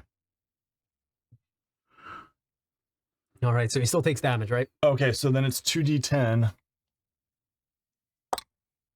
So that's 11 damage. All right. Radiant damage. Okay, radiant. You can tell that is. And then half as much on a successful save. You Yeah. can tell it is burning away at him. All So right. it's still the half as much, but then double because it's radiant, so it's still 11. Mhm. Big. Right. And as that hits him, you can see that it did hurt him, but that was not a lot. All right. Now it does say a shape changer makes it. He's not a shape changer though, because he changed Yeah. forms. No. Yeah. Okay. All right. Okay, so going back to our rat boy. So Yeah. it's 15. It's half your movement to stand up. You're in difficult terrain, so it'd be 30. I'll stand up. That's 30 movement. And, Does that count as moving? Yeah. It does. So I couldn't. What's it called? I can't steady aim. I don't know the specifics for steady aim and standing up. What's it called? it just if he doesn't move on a turn, he can. If you haven't moved I during think this turn. any movement because you Yeah. use half free movement to stand up. Okay. And like if you think about the logistics of it, steady, the whole thing is you're sacrificing moving to take time to aim. So you use that time to stand up. That's Okay. how I I'll would say just I'll use my bonus action it. Okay. to get another 30 movement. All right. And I 5, wanna- 10, 15. Wrong way. I'm You're running going. away? I don't. The melee I am class is not- running away? I'm not healthy, and I got my. Oh yeah, you have the shadow form too, so you can get close to him. You could use another one. You also can't fail. Those are can't fail. You can try to Unless heal- it's a natural Why don't you try to one. Oh, heal that's true. yourself with your spirit? And then he gains 2, and then he's 1 away shadow from infusion. joining the bad guys. Oh, I don't think I can. Can I use my the shadow That's his infusion on ally. myself? Oh, an ally. Yeah, it says ally. Then. Yeah, I'm lucky. Yeah, I'm going to. What's it called? You going Misty? No, I'm gonna I mean, it's a 1 out quite of 6 nicely. chance. No, I'm not doing it. I I'm want to not see you doing it. join the bad guys so bad. I'll do it in a little bit. I'll join the Okay. darkness later. What? All right. So bonus action, another 30 movement. Where are you going? With my peg leg, I want to run along this wall, 5, 10 to get up. It's difficult. And then here, okay. and then I want to. You're Yeah. hopping down? No, I was going to say, you little bitch.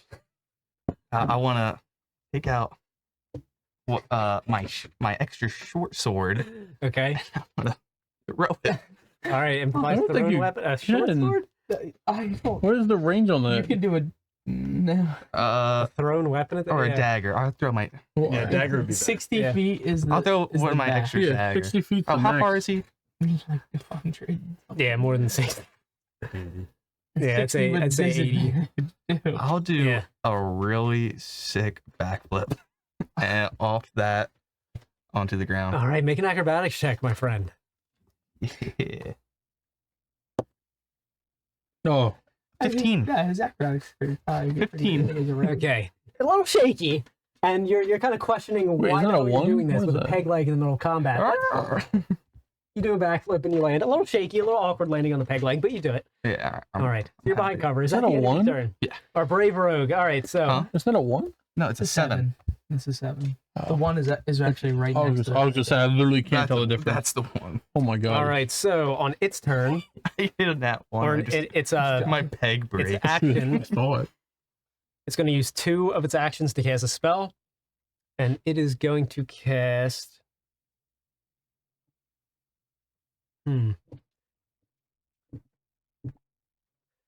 Shadow Command. No. 6th level spell. Evocation. All creatures within 10 feet of cover make a dexterity saving throw. God damn it. Within 10 feet of cover? Mhm. What does that mean? There's like Any a kind of wall, anything. So all of you guys. Mhm. Okay. Here's the question. It says when the creature enters the spell's area for the first time or Starts a its turn turn. starts. Yep. But so basically I shouldn't have rolled for damage on my turn. Is that Oh, the way- okay. Oh yeah, Moonbeam isn't right when it casts. No, it says when a creature enters Yeah, the right, spell's right. area for the first time Well, yeah, on a it- turn Okay. or starts its turn there. wait, it's entering its turn for the it's entering it for the first time when you cast it on it, Okay. and then So does it take more now? yeah start of its subsequently turn? on its turn. Yeah. So this isn't Okay. a turn. He's taken a. Oh, it's a legendary. Oh, yeah. okay. Gotcha. Oh, legendary Yep, okay. action. Got it. All right, so he's going to Sorry. use 2 of the 3 legendary actions to cast a spell. Shadow Command, all creatures within 10 feet of cover make a dex save. DC is 15. 19. You critically fail, you gain a shadow token. 16. Well, Pathfinder rules critically fail. I by the way. think, what was it? Sorry, type of Dexterity saving throw. 15. dexterity? Oh, 15. Okay, nice. Nobody failed? I failed. I got 5. Okay.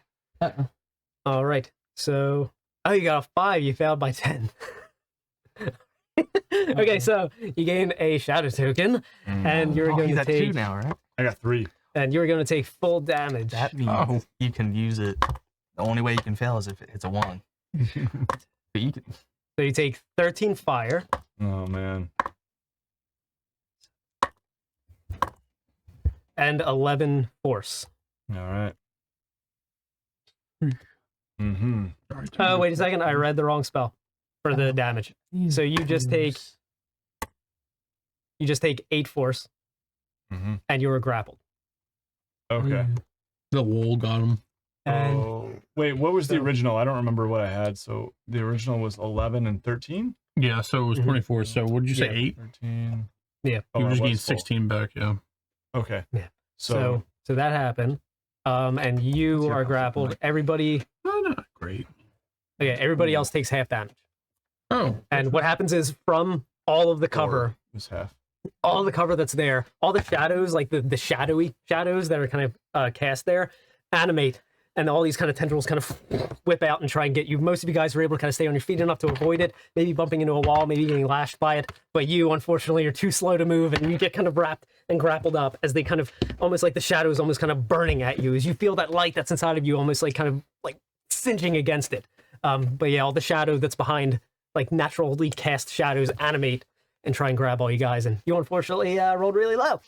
So the rest of you guys take half damage, you take full and are grappled. And that is the end of that free action that he had. Over there? So it is now Archie's turn. I'm okay. Maintain concentration. As an action. Oh, Oh, yeah. wait. Moonbeam, did he kept it? Yeah, Moonbeam's still there. Lit. Well, I don't know what I'm gonna do. How are you feeling? Missing 8. 30 health. Yeah, I don't think it's worth it to use the shadow infusion just yet. I As think I'd use it on you. Pretty weak. as an action. Okay, I'll just do it. I'm gonna do Spirit Guardians. Okay. Around me. So in a 15-foot radius circle around me, a bunch of little fey angelic creatures are around me, and anything that Alright, so anything not an ally is its speed is halved in the area, and when it enters the area for the first time or starts its turn there, it must make a wisdom saving throw, or it's going to take radiant damage. Right. Alright, so I have that just around me, just in case this thing gets close. Okay. I don't really have like anything else to do. I can't heal. Then next is going to be the wolf. Yeah, I'm just gonna kind of sit there and chill right now. Right. All right, so before his turn, he's going to use his last legendary action to make a slam attack. It is a 10-foot by 15-foot line, as he just... And nobody's even there. No one's even there. Oh, we So know he that. he just smacks the ground. Yep, out of a rage. Walk this place. And so, all right, yeah. So he is going to use his 60-foot of movement. 5, 10, 15, 20, 30, 20, 25, 30, 35, 40. Aha, take damage. Oh, Wisdom save. Spirit Guardian. Is that his turn now? Yes. So Okay, so I'll take roll Moonbeam the- damage, Yep. Spirit Guardian damage. It's gonna be just 5, but doubled, I guess. Probably. Does Moonbeam follow him, or how does that work? I have to move it as Yeah, an so action. he, Oh, okay. he exited It's it. now over here. I saw it around his neck, and I was confused. Okay, so it's got to make the wisdom save. All right, that is a 15. Meets it, beats it. All right. Okay. So now he's going to do... I was He's gonna going to take damage. It takes half. He's going to do his slam attack against you. As he enters your Spirit Guardians, that's what kind of gets his attention at first, and he just kind of...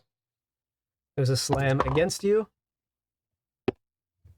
And so that is a 26. Well, that hits. He does take 14 damage. Halved, Alright. but it's radiant, so I'm guessing it's double, Yep. so it's just 14. Minus 14.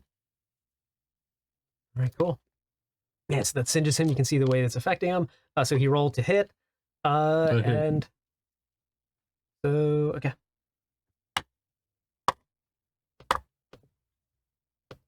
All right, 16 bludgeoning.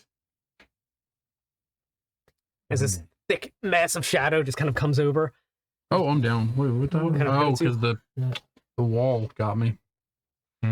I'll try to help you. The Spirit Guardians, that's concentration, right? Yep. All right. So with that, end of got his turn, you, Chester's turn. Yes, sir. So, am I on the top level? Yeah. So then, Do you want to be on the bottom? yeah, but is there like, if there's any just remnants of like stairs on like the top floor, then I'll just walk down. Whatever works. Okay. He's still kind of far as shit away, so And this is all difficult terrain. yeah, I'm just gonna kind of peek my head out, and I'll just blast them again, I guess. All right. Make my 2, and then I'm just gonna go back, kind of closer to the exit, but still uncovered. You might do that one cover thing again if you're within 10 feet of it. True. I'll move. It's 10 feet or 5 feet from 10 here? feet. All right. I'll move backwards then, I guess. kind of away from the cover. I'll go. He's in the middle there. Yeah. Can I like put myself in between that rubble and him, if that makes sense? To your left. Like, Yeah, right yeah, there. like, kind of like that. So you use like 5, 10, 15, 20. This is all difficult terrain. So Yeah. how much do you have left? 10. Okay. So that's There's- one move. Yeah, I'll just take a foot. Yeah, that's fine. Let's say there's away from cover. That's fine. All right, and I'll do my 2 Eldritch Blast. Boom. All right. Gonna be missed on the first, Okay. and 14 for the second. All right. The missed. Unlucky. All right. So you just see kind of 2 blasts from over there, kind of dissipate in the background. So Chester's turn. Zandros' turn. All right. I have now received 3 shadow tokens, and I feel the pull. No. And I am going to Team Shadow, baby. shadow infuse and cast a ball of shadow at who's down there? It is me. It's That is Archie. Archie. Archie. Okay, so I just roll 1d6, correct? 1d6, as long as it's not a 1. Oh my god. Now you're All in right. the 1. Wasted his action. You got 2 shadow tokens, my guy. 2 more added? Yep. Okay, Oh, it's 2 more. Oh, Yeah. God. I now have 5. All right. And now, Shadow does not like you. now you as well know this entity's name when you can't say it out loud. All right. So, Do you have any bonus actions? I feel more. Oh, never mind. I am gonna just move over here. Oh, I'm grappled. right. Oh, yeah. So make it a save to start your turn Okay. to get out of grapple. Yep. That's 19. Okay. That beat it. Something. Yep. Okay, and then so yeah, I am gonna move. I think just All right. right over here.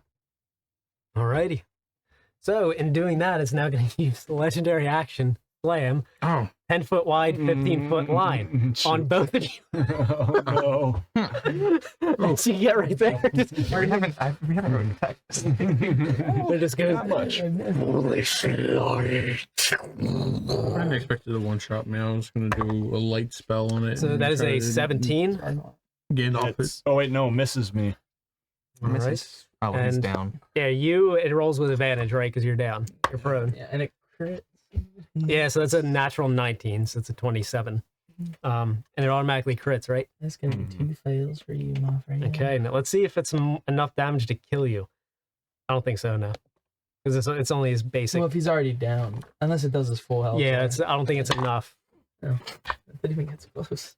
13, The fact that you even think that it would 17 close. doubled is 34. That was close. Well, does that have to be double my... It's Yeah. auto crit. Yeah, but it has to be double my Double total. it. Yeah, so Yeah, double you're your close. You're close to mine. Yeah. Normal. Because I was like, it's 3d8 bludgeoning. I was like, I don't think I can It do would it. have to be... Okay. Yeah. All right, so because after both of you guys, you get 2 failed death saves. And now we are, so it's the end of your turn. Rat Boy's turn. The Just got shadow one it shot, calls. Yeah, how's my urn doing? Is this guy like gonna help me at all? Shadow Or is he what he does? infusion. You want to reach out to him? Can I? I don't think I'm conscious. I mean, it's more or less like on a spiritual level. Sure. Hey, bud. Like, get this guy. Get the thing I off. would Like, give you away. the opportunity to, since you're the one person that is bonded with this and you've Okay. communicated with him already, make a religion check. Oh, thank God, I'm a cleric. Okay. That's only a +3. And I'm going to say the Why DC is religion intelligence? the That's how I DC feel about is nature. DC is 15. The farmer. Yeah, like your wisdom. Arr. I think nature should. All the wisdom classes and I agree. about nature, It's you know. 16. All right. All right. So you're able to reach in there, the little bit of your fleeting consciousness that's still in your body, that little bit that's kind of mixed in with the overall light that is kind of pushing against this darkness. You kind of feel this like, almost like in Harry Potter when he's like half dead talking to Dumbledore in there.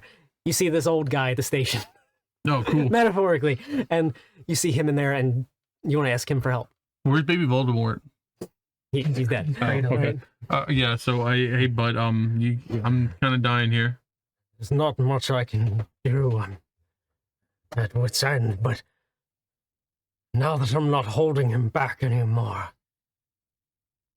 you might be able to give me enough power Even to aid you once. if you can't help me, help my friends at least beat them. Like I don't know. All Shield I him can or something. offer is light. Give him like, I don't know, maybe glow or something. That works. I'm in an urn, in a plane I'm not native to. I can allow you to rise, but there's a chance that I cannot rest.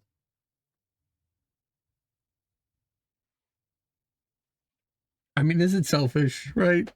I mean, It's selfish for him, I mean, bro. bro, but if we don't win though, you don't rest either, and then like the whole world dies too. So like it's really many versus I can bring you one. I can bring you one. That's okay, man. Don't worry. Fail, you won't rest. You going for it or no? No. All right. Let me make a decision on my turn. Let me see if you can give me up. Okay. Well, I want to preface this by saying he will get a legendary action. And the thing that makes most sense for him is smashing whatever's closest. Well, if you heal Sure. enough. Yeah, sure. As long as he doesn't get a natural 1, it's a 1 out of 6 roll. I Well, if I she- trust him. yeah. Use your die that's definitely not loaded, bud. I'm already using it. All right. Dude, it was like on a 1 and then What it said. oh my god, okay. All right, so he's healed. 3d12. No, it's D12's equal to your shadow Oh, tokens. five, You got D12. 5 now, bro. Yeah. Oh man. That's a big fatty heal. How did you get down? Is it the gray one? Yeah. All right, you should be fine. 4, 9, There's dice. That looks like a 4 too. 5, 14. All right. 16.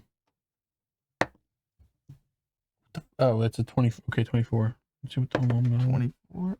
20. 9. Oh, is that 9? That's a 9? Oh, 30. 33. Yours healed more than mine. All right, you're all healed up. Apparently. And so we are now going to start And then your turn, right? Wait, no.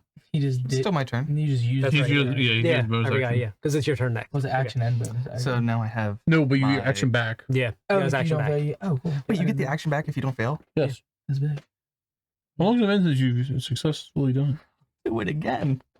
Well, No, use you your can. bonus Yeah, action. you don't Oh, bonus okay, action. okay, Yeah, okay. yeah, you already used the Range bonus for action. daggers. Yeah, I'm gonna.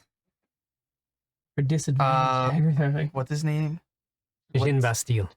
I'll like start. I'll try my best to say it, like to distract him.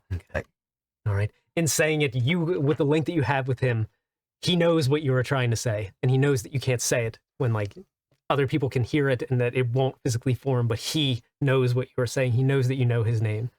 And his attention is now on you. I'm gonna throw my Cool. fucking dagger at him. You Well, might- not, you just not gotta the cool roll. dagger. You might want to climb up on the things. All right, Yeah, because he's gonna have half cover. All right, So climbing up. All right. I'll do a nice flip up. Make an acrobatics check.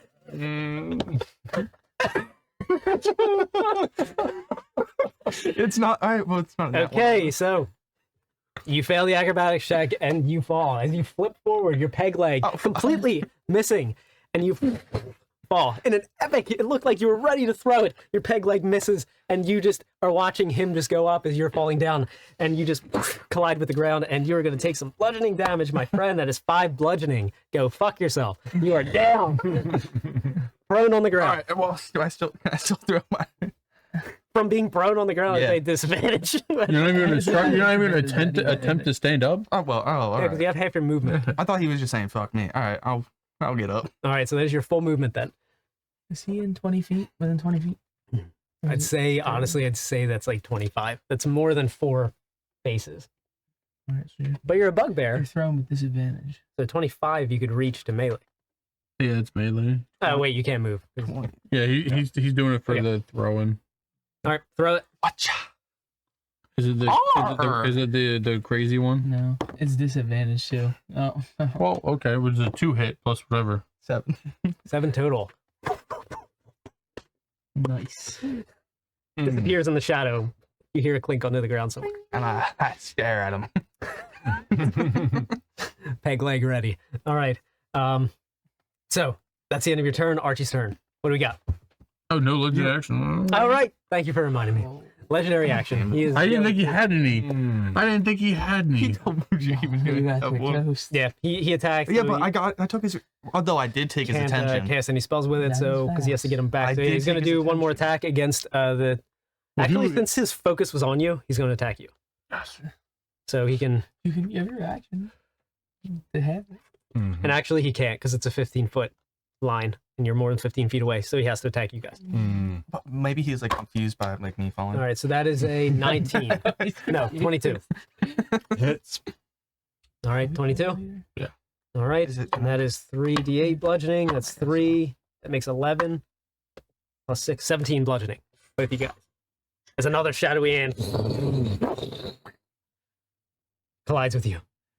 Darkness shall consume. So that is his action there. Archie's turn. What do we got? Up your sleeve, bro. You're pretty low, right? With I'm pretty fucking low. You guys are mostly sustaining yourselves. You have not done that much damage to him yet. Yes, I know. I know. I don't have any damage in any of our meta spells. I forgot you just got hit. There was a little gnat. Oh, you know what? I forgot to make my concentration save for holding Moonbeam. All the way over there, anyway. Oh, right. And you guys take the extra damage from your shadow. I forgot to do that last time. That's, yeah, the Moonbeam is gone. Okay. Uh, Kind of disappears. Me falling on my face count as 5? I didn't take any damage from it. No, I did. Oh, you Yeah, you did? took 5 bludgeoning when you fell. Does that count as an extra 5? That's like, oh, yes, you take another 5. Yeah, it does. Whenever you It? take down, yes, yeah. All right, I'm down. They're freaking unnecessary front God, flip. yeah, With the peg-legged is not gonna go well. All right. All right, I guess he's no longer distracted. Nope. Um, Well, yeah. Oh, wait, I guess. Yeah, he wants to kill your ass. Pretty much. He wants you to join the shadow. okay. I turn. Wait. How did I just take damage before that? What? No. I took damage as if I okay, I was think- a part of this slammer. Yeah. Oh, Okay. Oh, Okay, yeah, no. all right. My bad. Okay, yeah, that was you. You only took 5 from Yeah, falling. that was that's it. just us two here. So you took 10 total. Half movement. okay. Turn around. All right. Gonna use. We're gonna try and not. Need 3. Let's have to somehow get up to this. 3 or more. I'm at like Cool, it's a distance where 4. If I go attack him. Shadow infusion. It's only 2d12 for me. You might be able to shadow infuse you. Okay, 5. Okay, you go 14. Thank you. As my actual action, so that's my bonus action, I'm going to literally cast light and try to Gandalf and Balrog this guy and just try to like keep him away from us. All right. And go away. Like we shall not pass. All right. Go Your, to snake, your snaky friend. You shall not pass. Get light. Does any damage? You just cast the light spell. Yes. If anything, it gets kind of swallowed. It's almost like getting like siphoned. This I don't darkness have is any blacker abilities. than any light could illuminate. Worth a try. This Alright. next turn around, I think My I'll be able to stupid attack urn him. guy I said think I'll be light able to hurts attack him. him, guys. All right. So with that, I it think is I'll be able to back to the attack wolf's turn. He's going to cast Hunger of Hadar. 20-foot radius sphere on you two. No, I have my light. Right there. Longer wants to I think he thinks that I'm down. That guy's already died. I guess that guy fell down, threw a dagger in the air, and No, just I'm died. Actually, on you guys, Technically, I- 20-foot radius sphere. I am standing right now. Let's see, so that's difficult terrain, and when you start your turn there, you'll take 2d6 cold. Okay. And then You're getting when you end your pummeled. turn, another deck save and take 2d6 acid. Okay, cool. Okay. Sorry. Not cool, but yes. Then he is going to move, and he can still do one basic attack that he is going to do against you. And He's you're gonna you're miss. down. Oh, No, no, he's there you still- go. he's still- Okay. All right, he's going to attack. So that is only. No, that's he gets +8. 18 to hit. Hits. All right. Roll 10. And yeah, it's 3d8. That's a 1. 4. So that's 5. 2. So that's 7 plus 5 for your shadow And then token. I'm So gonna 12. half it. Cool. 6. bad, actually. So hits you, kind of smashes you against the wall a little bit. And you're still up, still fighting. All right, that's the end of his turn. That's his actions and movements. I'm not Chester's turn. afraid of you. I'm still so. Gar. I'm getting as close as I can, I guess, with my regular movement. You're gonna do what? Just get as close as I can with my regular movement. It's not gonna. get Might me be close. faster to go around because I'd say difficult ends there. Whatever you think. So you could 5, 10, 15, 20, 25, 30. So like next turn, you could dash unless you want to do attack. I'm just gonna attack him. All right. Dean, do anything but do two damage? Or come on now. 2 Eldritch I Blast. still got. I got some stuff up. I could do some damage with the Eldritch Blast. I should have took Agonize with this. That would be fun. Boom. 3. And okay. I hit for a 20. It's 20. Hey. Okay. He's still Hexblade cursed. So I got. So let me roll the radiant damage from my Spirit Shroud. So that's 3 radiant damage to begin. So that's 6. 6 damage. And then I'm gonna do my D10, which is here. That's gonna be 9 more. So it's Alright. 15 total. Sweet. Hmm. So Well, that put is- your. No, Oh wait. I'm sorry. 5 more. Not 9 more. So subtract. All right. So with that, that is enough to where as everything is kind of combining with the shadow, after you use some of its energy to combine with you to attack, you can almost kind of feel this pull that you were beginning to get with the shadow, that he is kind of, he's getting to the point where he's actually struggling to maintain his form. And again, as he's kind of rolling and compressing together, you guys get that same sense as when he first got his form, and that you guys have one more action until he's going to let it out again. Okay. So everybody has one action to try and get behind cover. Wait, Carm, what about movement? Like we can dash because it's a Yeah. cost in action? Yep. Okay. Yeah, so the movement is like it's movement and you have an action. Can we even see anything? With Hunger of Hadar on us? Yeah, I don't think it says anything about vision.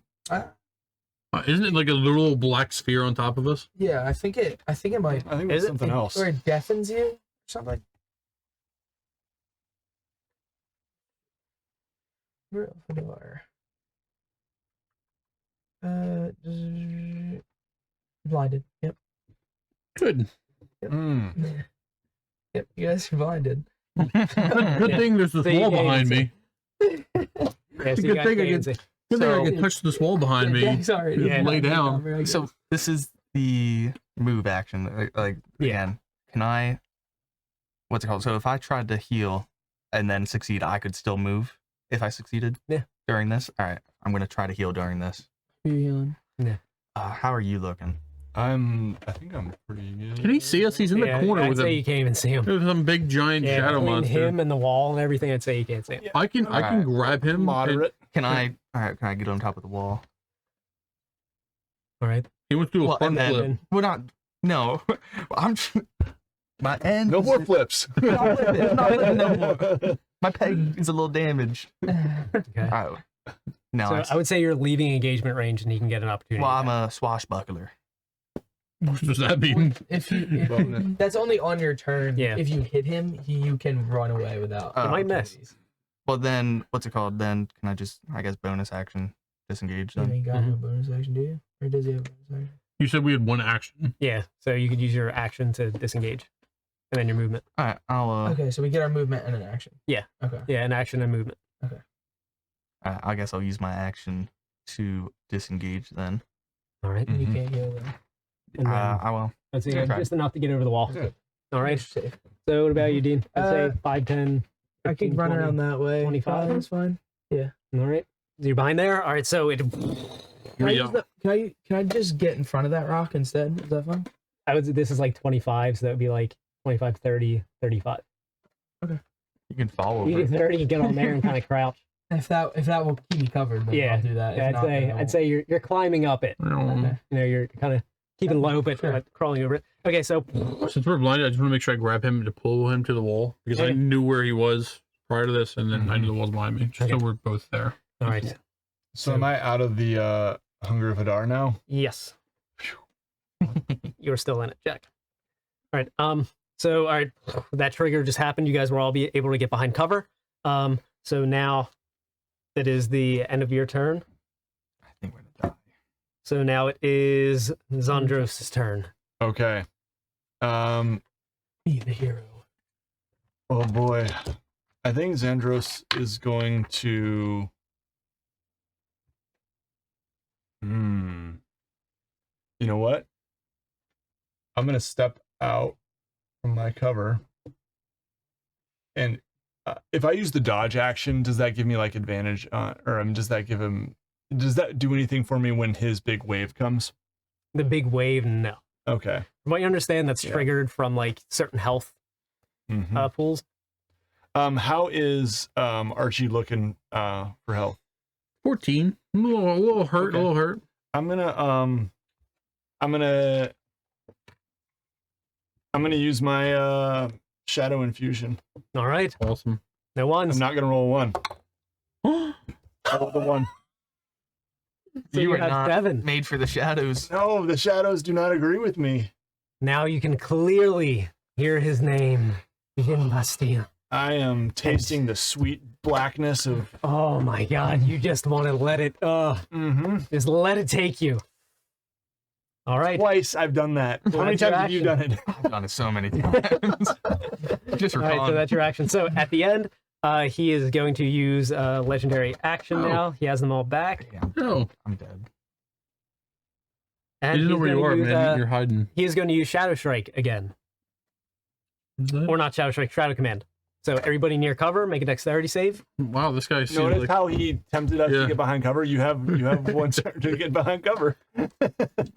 Oh, you're behind the cover? Oh, one person's turn went past? Yep. This is I will announce this is a 6th level spell. He only has 2 slots, so this is his second time casting it.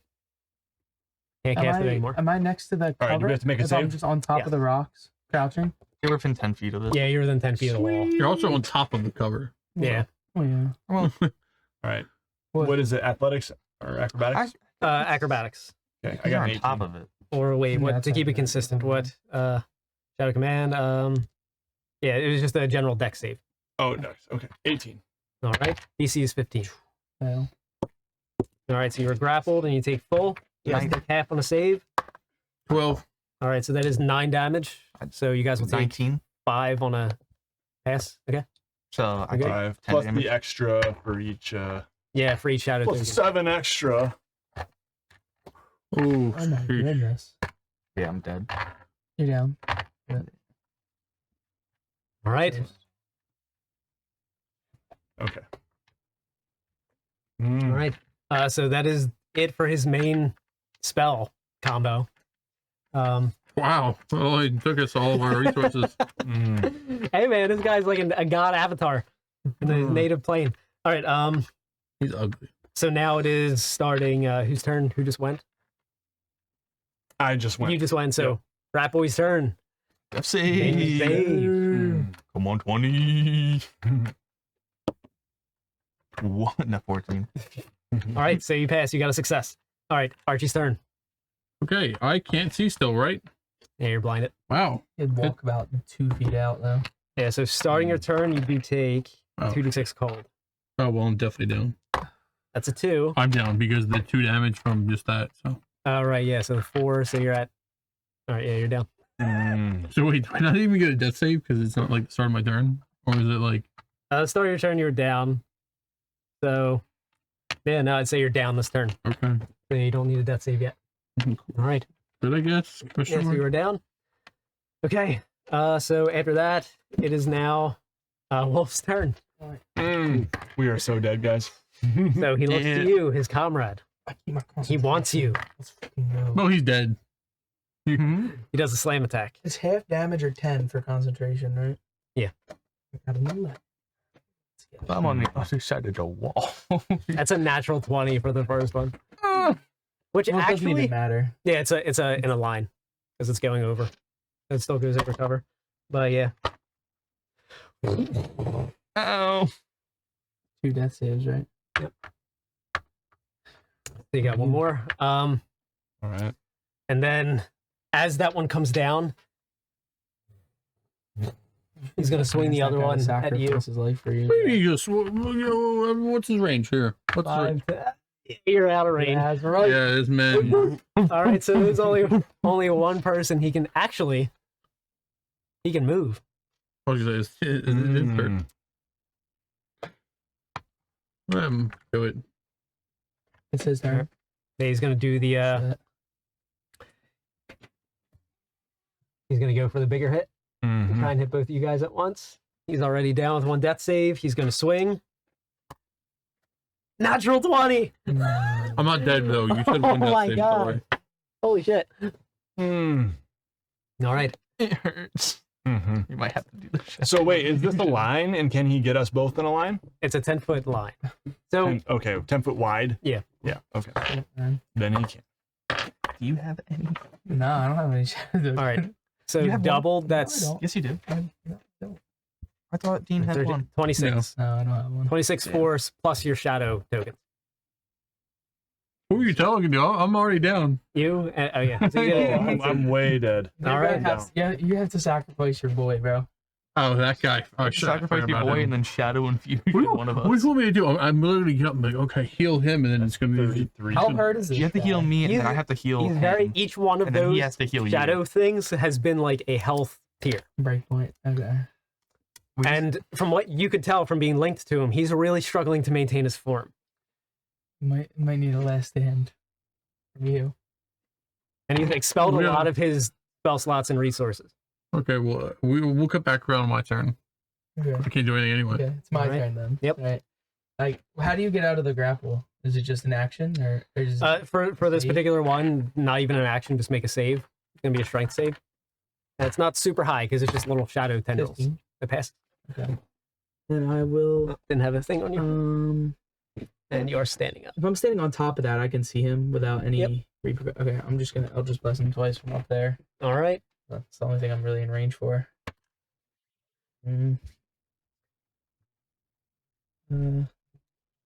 16 Okay. That hits. and a natural 1. Okay. All right. I had to completely miss it. Run out. Okay. The fight. And from what you could tell with him struggling so much to maintain his form, it looks like he is a little easier to hit. We're saying Dean just 6 radiant steamrolling damage. these things. Okay. Plus 2. We're so used to you just doing all the damage that like the fact that you're missing is like All right. big. All right. I So, haven't been able to attack Zandros' since turn. the first. Okay. The save. and I would honestly, I got a 10. I'll go so far as to say, since this is a boss encounter and everything, and with you being a paladin of light, being immediately adjacent to him, he could, for narrative's sake, he could be holding the vase out. You could, especially being enticed by the shadows, you have so many shadow tokens, I would allow, since you're literally laying right next to him, for you to reach and grab it Mm-hmm. and make the deal. Okay, I will like. Can I roll it? I'm just gonna roll it to him. Like, can I roll it to him? And you're just, it's your hand is out and you're holding it. All right. And you can I grab reach. it. Okay. All right. It was selfishness that brought us to this position. Take what little light I have. I just hope I have enough. And the raven kind of flutters and lands next to you. The rest beside her. And you kind of see a lot of the light from the urn, leaving just a tiny little glow emanating from it. Go up your arm. And you are healed the equivalent of your shadow tokens in, as if you just cast your shadow thing on yourself. Okay. That's you get a 7. fatty So heal. 7d12. 7d12. That's a 7 Wait, ones not incoming like I did. 7d12s? Oh, I thought it was 7 hit points. Nope. Oh, okay. 12. I might just roll this on here because it'll be way quicker. Yeah. So let's just go 1, 2, 3, 4, 5, 6, 7. Roll. I didn't get the sound effect. Sorry, I had it muted. 32. All right. I got Heal. 2 ones. But oh well. The boys back up. And with that, I would say that that is Declan's action to raise you up. You feel the light, and you can almost kind of feel these angelic wings. And in that moment, with your paladin-like connection to the divine and your heart, ever since the very beginning, since you first dove your head under the ground, it was your heart that was driving you onward. And you can feel the light, not just from Declan himself lifting you up, but from the forgotten god. And that goddess, in that moment, you know her name, and it's Rayriella. And it's a name that, again, like Jean Bastille, has been completely erased from history. But in that moment, you know it, and you remember her, as she and Declan together lift you up with the light, and you are back a paladin feeling raised from the dead, and I would say that was their action to raise you up to be their champion, and you can take your turn. Okay. Kill him. I am really tempted just to go up to him and and just kind of hold him at bay for the rest of you, but I don't. You could risk the final healing of him. And then we have to fight him. Do I risk it? What are the odds of 3? You know what? I have 1 cure wounds left. Okay. Okay, I'm gonna cast cure wounds on Archie, Okay. and then I am going to move. Okay, so that's gonna be 1d8 plus 3. When he gets up, he's gonna take Hunger of Bedard damage. Oh yeah, right. That's 6. You might, 6 well, hit if you points you got, if you did the thing, you'd get 7 and then D12. So can he'd be I able to pull live him it. out of Hunger of Hadar? Yeah, because he's As- not starting his turn. Yeah, and if you pull him out now, I mean, Yeah. technically I already used my action, but maybe it's just like a little bit of my movement. I don't know. I would say half your. I would allow half your movement. In these Okay. crazy epic narrative moments, a little Yep. bit of flexibility in the rules. I will allow just to pull him a few feet. Yeah. Yep, it's right there. Just goes down again. And then we're both still in that right near by each other, so we can get blasted again. All right. We're distracting. Right, man. All right, I'm done. All right, Rat's turn. make that natural 20. Survive. 5. You are dead. You're outright dead. You didn't succumb to the shadow. You didn't go through 8 shadow tokens, but you are dead. And I give into the shadows. Every time you die. Can I give into the shadows? You're a death veteran. All right, Archie's turn. Okay. I'd end up. Do I have any spell slots left? Cancel it again. I kiss light again. I stand there. Gonna keep trying.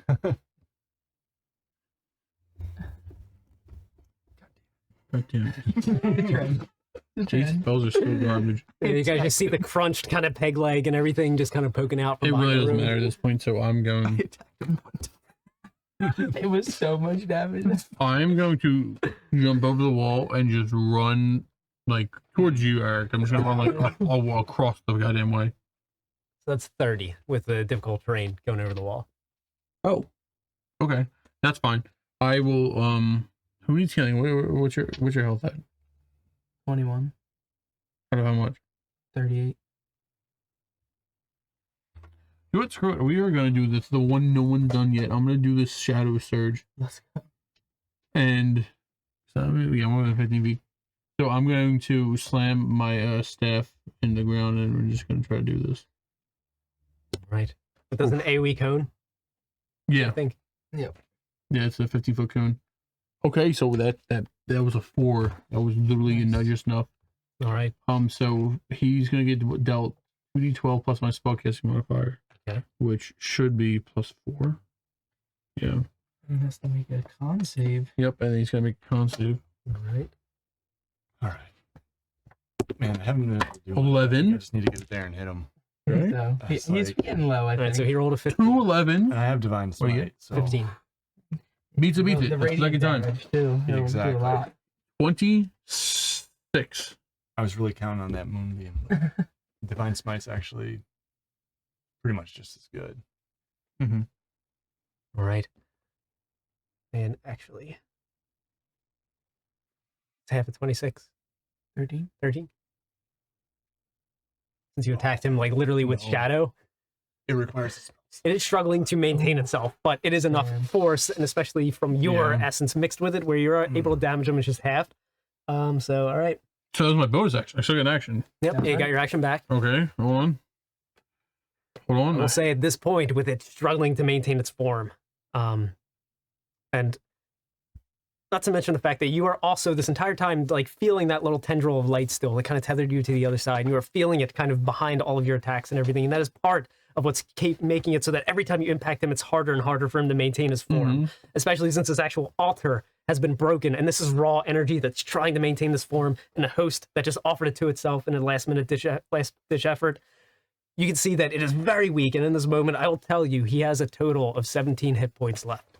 Well, the sad part is I won't be able to do anything about that, but that's okay. So It's a confident man right there. You get smacked, I'm gonna get a crit. No. I'm going to open my mouth and then kind of bare my fangs, and then like from the tips of the fangs, a little bit of like poison's gonna like leave into the tip of my staff. I'm gonna cast poison spray on him. All right. He's gotta make a con save. All right, so that is an 11. He's going to use his last legendary. Legendary resist your cantrip. Wow, what a cool guy. Getting desperate. Okay, then that was my turn. All right. Okey-dokey. All right, his turn. Oh.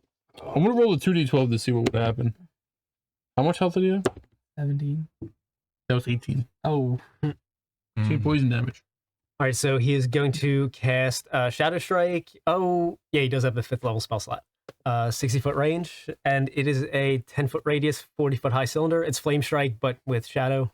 And he is going to cast it on the Holy Paladin. All You're right, probably casting the guy right in front of him. So make a dex save. The DC is 16. Okay.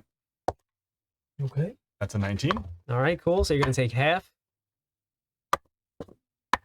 Oh, okay, so that was kind of shitty. So that's 8 halved is 4 fire damage. And then force damage, 8. 9 halved is 5. Wow. Okay. All right. That's Yeah. sick. 46 and 46. All halved. right. Oh my All right. So that was it for his spell, and then he gets one more basic attack, which he is going to use his movement. What? 5, 10. I'd say he's just out of range to hit both of you guys with 15. I'd say that's 20. All right. Beating the shit. I'm fine with that. That was like the goal. That was Wow. All right. That was a natural 3. okay. So he missed. Does an 11 hit? No. You hesitated. I wanted to check. All right. Again, hard to maintain its form. Part, the very edge of its form kind of comes down and kind of bathes you in shadow, not enough to damage you. That's it for his turn. It is now Chester's turn. Okay. Chester. I think I got the range on this guy. What's the Elder's Blast range? Should be 120. Holy fuck. Alright. Absolutely sniping. Alright. Yeah, I'll shoot my Elder's Blast again. All I right. actually take some turnips out of my bag and infuse them with my power. Okay, so the first one is a 19, Okay, that hits. and the second one is a 17. That hits. Okay. All right, let's roll the- 17. We Let's need roll the 17. radiant damage first. So there's 9 radiant damage. Double to 18, so he is going to be dead. I won't even roll the rest. All right. That's fair. So with that, with the Eldritch Blast coming, tell us how you destroy him.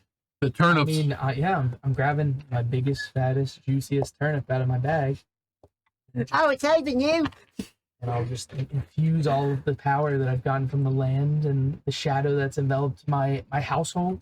I'm just gonna infuse it into this, but then kind of take some of the light out of the air that I could feel and kind of invert the darkness. And my giant powered turnip, I'm gonna just cast it at him. You guys kind of see Dispel the almost darkness. in slow motion this giant turnip kind of infused with this purple power, and then it just kind of gets enveloped by the darkness, and then you kind of see this purple light on the inside, and all the shadow kind of dissipates and disappears. And after a little bit, you kind of see these wisps that almost looks like little hazy shadows of turnips that are kind of floating in the air that dissipate. That was from my family. Wait, what happened to your family? They're sick from the purple turnip. And with that, the entity is destroyed, and you can feel the And darkness. nobody important got hurt. You can feel the darkness dissipate. That isn't only really destroyed, but whatever little bit is left disperses throughout the rest of the Shades Veil, as this is one of Brother Dark's champions that has been reduced to just a few specks of shadow, off to try and find some way to regrow. You feel that this darkness that was plaguing the opposite side of the Raven's Rest Cemetery is finally at rest, and the altar that might have just a trickle of Rayriella's power that is still feeding into the body that Declan had used to plug the hole temporarily for you guys is really running low. but you feel as though you feel as though the darkness is no longer knocking. The wolf is no longer beating down the door. Raven's Rest Cemetery, as well as its proprietor and its entire lineage before, and all the nameless poor that were laid there before, can all finally go to rest. And at which you see the little raven fly up and land near you. You see the urn that has just that little spark of light that's still in it. And going off into the distance of the kind of twisted cemetery, most of the ghouls and zombies and ghasts had all kind of, their essence had fed into this. They have all been dissipated with the shadow. And you can see the upside down version of the mausoleum that was on the other side where his wife has been buried. Oh, yeah, I was going to say, can we take the urn and drop it there? Yeah. Like within the mausoleum? Yeah. And you take it into the mausoleum. The raven following you guys kind of eagerly. As you bring it in, you can see the one coffin that has kind of the newest looking stone one that's kind of easy to slide the stone over. It's wide enough for a family to fit into, as most of the families are buried together in the Raven's Rest Cemetery. And you see the skeleton of what looks like a female that was lying there and was remainder of a decayed dress. And the raven kind of flutters over and lands on the edge of the coffin. And you can see from the urn, the spirit of Declan appears once more. And as he looks, the raven flutters. And it doesn't land onto the skeleton, for the most part. It nestles into the stomach of the skeleton. And you notice upon a little bit closer inspection that the skeleton that was laying there, the adult human female, looks relatively at peace. But there's a tinier skeleton that's laying in its womb that the raven kind of nestles into and looks up at the spirit of Declan. And he looks down at it.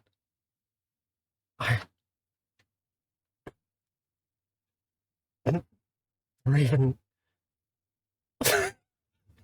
like smile. The raven appeared. When she died, she never told me.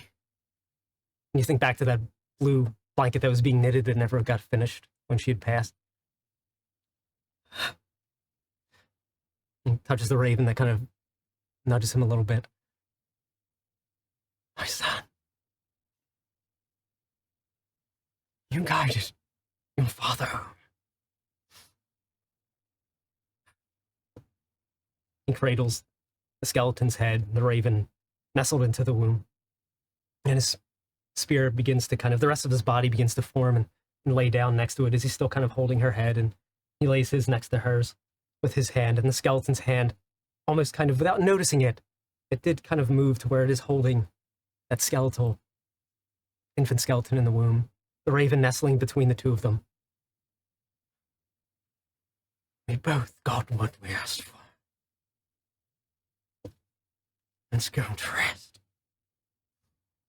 Thank you. You hear it kind of emanate through your minds.